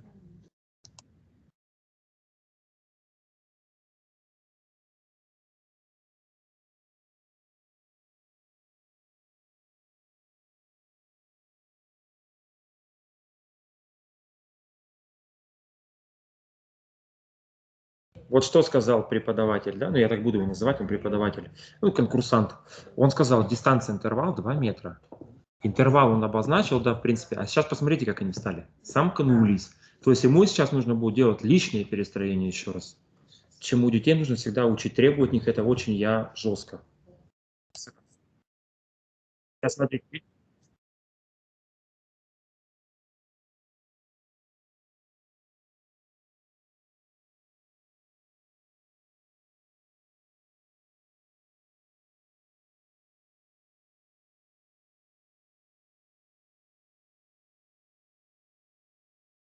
Сейчас будет, сказал, показывать упражнение.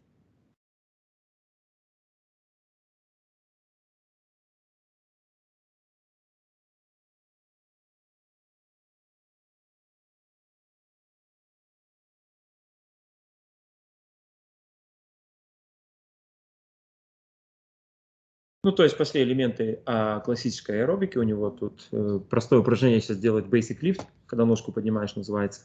Да, ножку поднимаешь. Ну, просто... А? Конечно. Дети совершенно... Город чужой, дети чужие. Чужие дети. Посмотрите на детей, они зажаты. Видно же, что зажаты. Посмотрите, сколько там взрослых сидят. Для них это новый человек. Причем, как у меня было, мне детей перед уроком привели за 5 минут, все. Я там с ними, я им только успел сказать, ребят, не переживаем, слушаем меня внимательно, чтобы не были зажаты. Все. Да. Новые дети совершенно.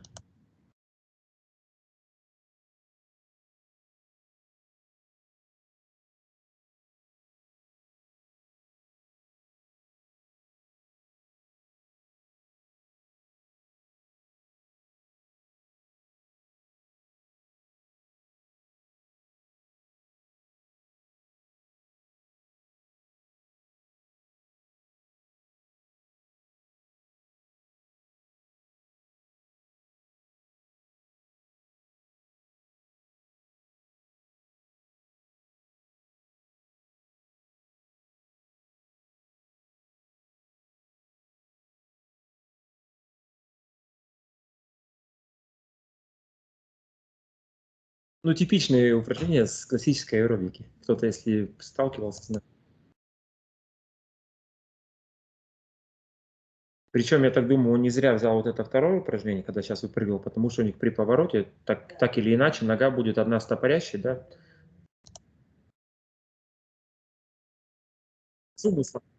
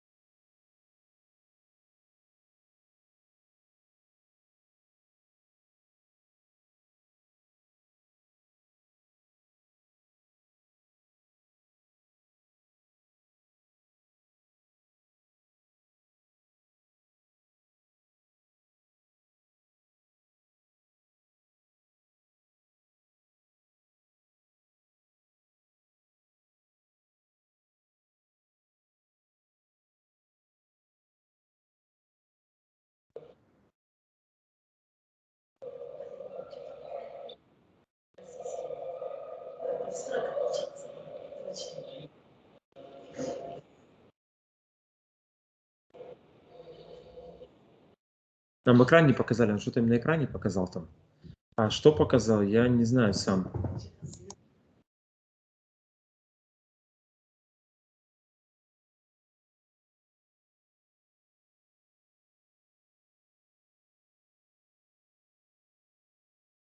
Он показал какой-то фрагмент. Видимо, нет, фрагмент бега. скорее всего, элемент челночного бега, скорее всего, поворот, я так подразумеваю, и спросил их, ну, вывел их на тему урока, то есть не сам сказал. Спрашивай.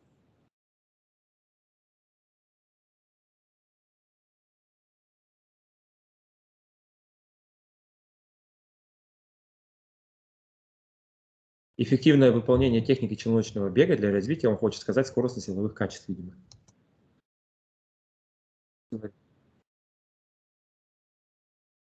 Не просто тема-то звучит, смотрите, как не просто техника выполнения челночного бега, а эффективное выполнение техники челночного бега. То есть он сейчас будет проводить урок так, как сделать лучше поворот, эффективнее поворот выполнять. Ну, молодец.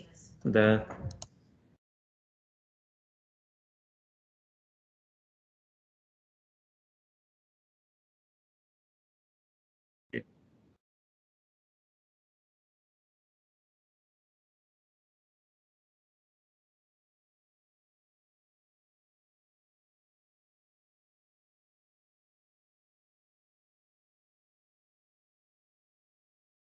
Чувствуете, говорит, болевые ощущения?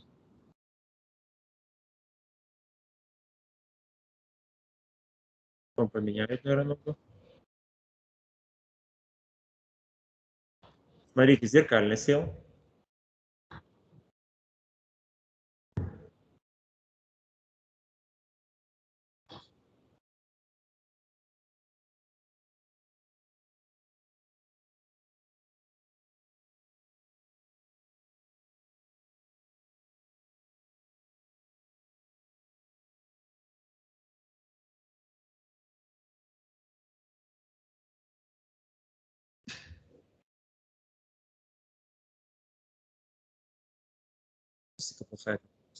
Группа меняет.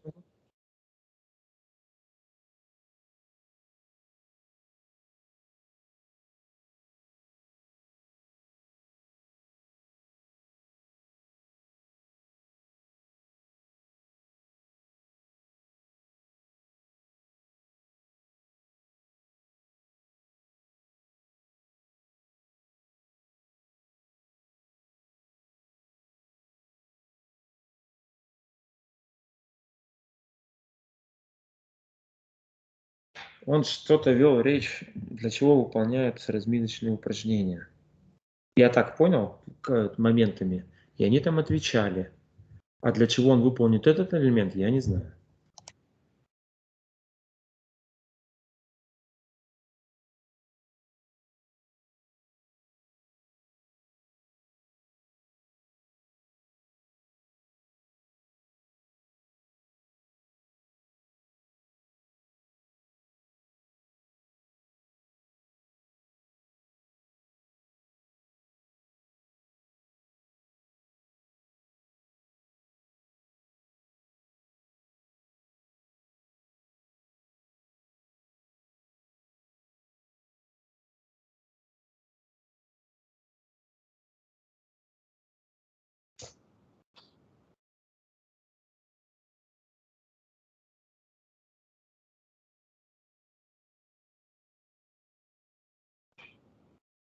Спросил, знаете, это шорт-трекист Виктор Ан, который выступал, натурализованный это наш шорт-трекист.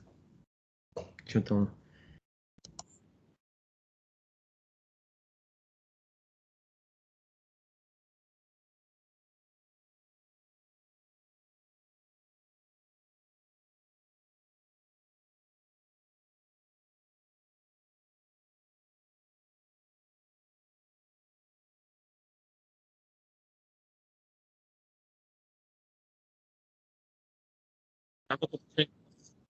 Скользить сейчас буду со стороны в сторону, как конькобежцы.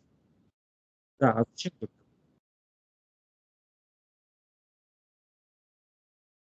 Как подводить этот поворот, там, наоборот, скользить надо.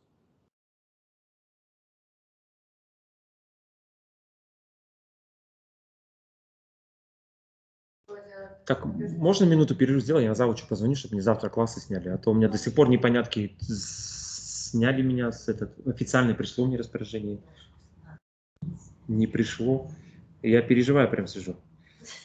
Ну, Звоните, без проблем сказать. нет, у нас не проблема, я просто переживаю. У меня на школу распоряжение это не приходило, я хочу с завучем связаться. Они просто не видели, а директор сегодня на совещании была. А?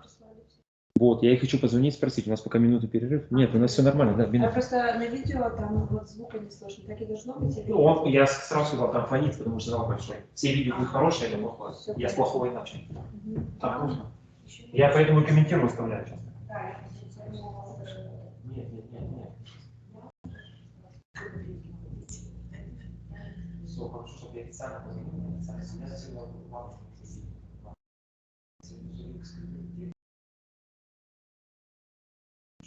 Чтобы я сам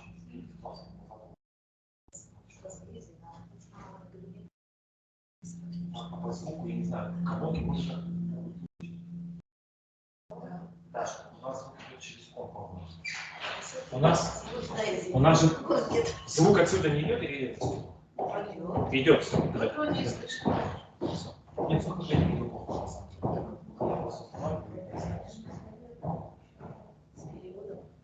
Я себе до 20, до 14-20, я не живу, потому что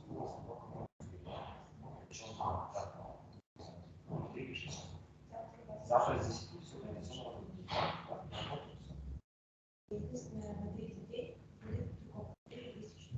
проектировать можно? Да. Все хорошо. Там же предвидимо. Все, мы можем разделить по раз.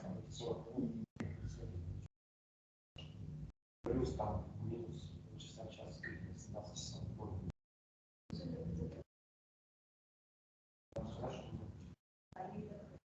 Так, хорошо, все.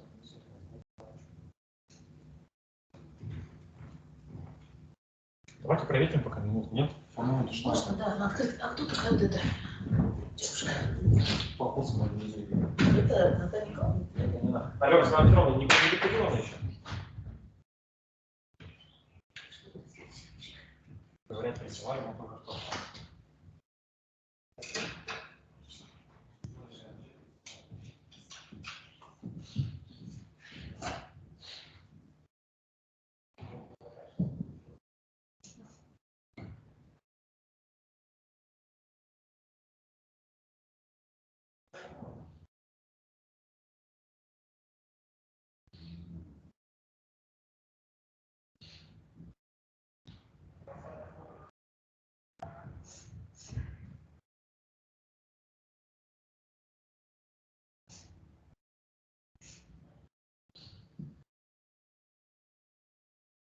Когда тебе дадут этот урок, он проводит хороший метод, ничего спортивный, если он это вообще класс.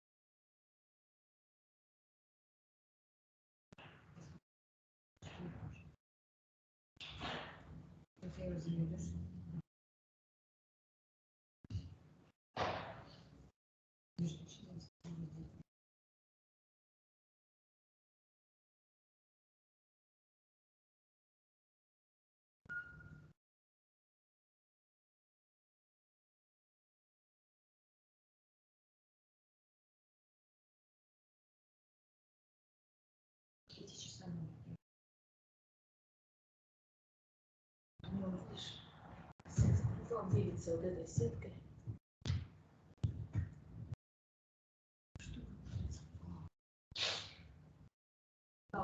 Зал звука большой. Большой зал. Но зал очень большой, да, и вот он еще делится, видим, видишь, да? Этими. Делится. Вообще, ну там, это, наверное, это не школьный спортзал.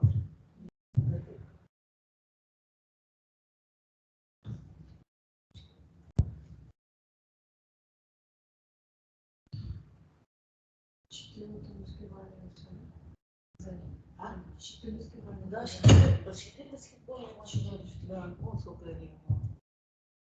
Раз, два, 4, да?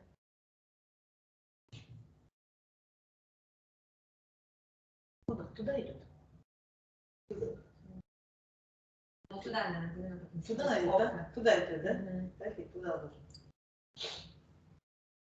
Так большой, ширину дала, большой тоже. Стандартно, наверное, это. Ну, видишь, баскетбол стандартно, наверное, все. Не было.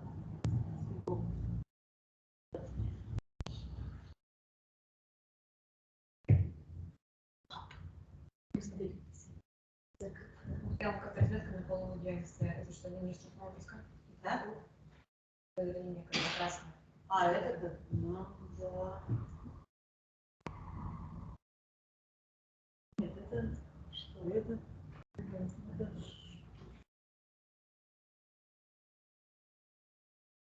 что-то другое. Потому что куда он бросать дальше?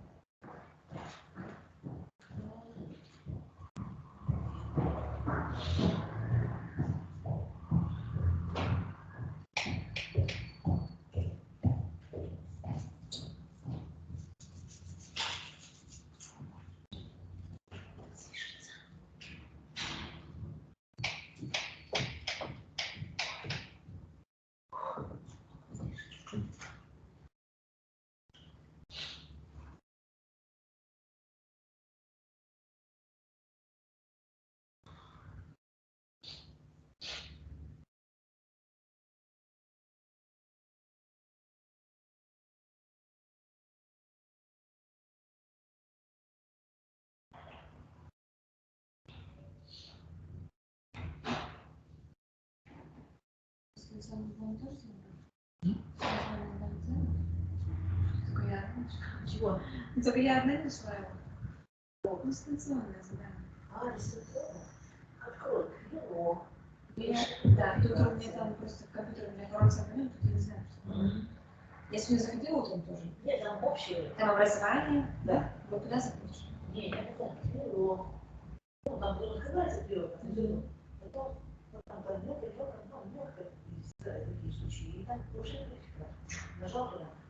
И там курс там Ну, вот я курсы нажала, и в компьютер вот туда я ставила название нашего курса. Но мне по почту ничего не дает.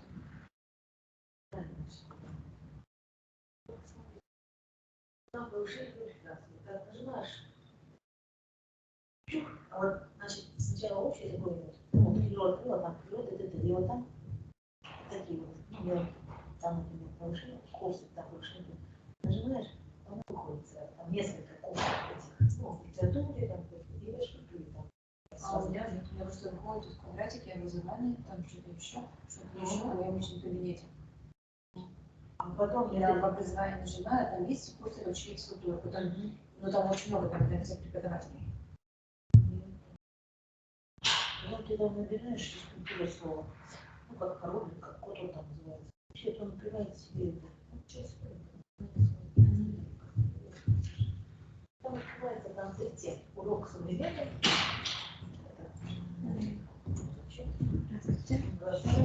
Я когда Да, я просто хочу уточнить, на дистанционке я почему-то не смогла найти. Я захожу в личный кабинет свой, там выходят эти вот квадратики, и вот название курса я дала поисковик, но мне что-то не выходит. там я отправляла ссылку, куда можно вводить кодовое слово физкультуры. Видела такое письмо? Нет. Так, Просто вошло в дистанционке, да, зайти в еду, да? Да, там Вот я туда зашла. там написана ссылка такая, вы заходите и кодовое слово. Пользуюсь, мне больше не слышал, мой личный кабинет.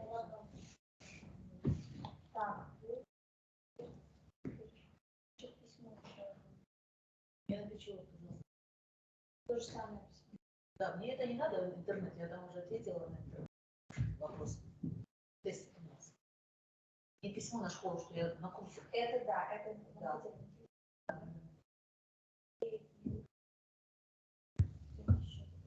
Так, история. Ушинский. Был такой. Нет, вы мне там... Нет, вы дайте, я сразу заплачу, здесь вы же можете. Все, работаем? Все, я там решил вопрос. Пришло. Спасибо. Продолжаем дальше. С 15 раза письмо в школу дошло по электронке. У нас осталось, кстати, 17 минут. Ну да, я предупредил, что мы немножко пораньше.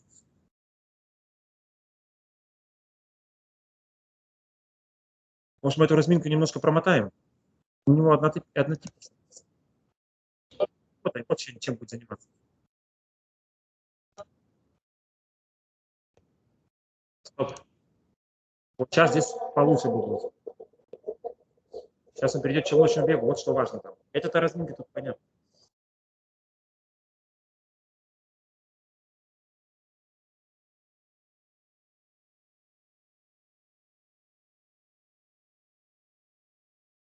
Да, то есть один держит двумя ногами.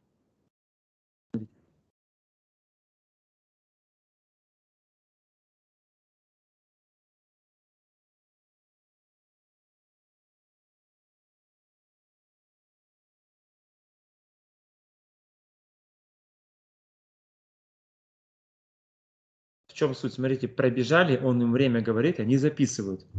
То есть они ведут свои протокольчики сами самостоятельно.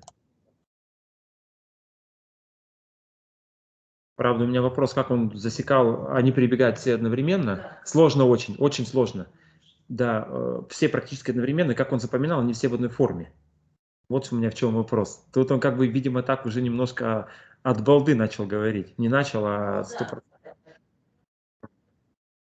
Вот первый, кто был, второй, кто был. Странные фразы такие. Ты должен четко говорить. Первый, второй, третий. А потом, исходя по секундомеру, должен по цифрам говорить время, как это у нас на беге бывает. Время первого, а он свою циферку знает только-то. Время второго.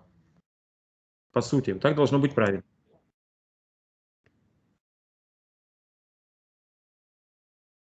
Кто первый, второй, третий?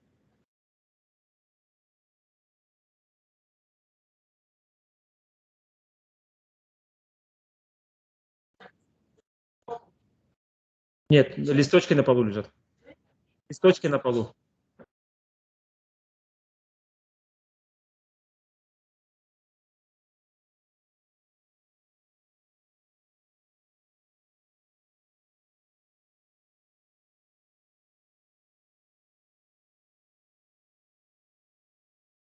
Я по трое одновременно пришел.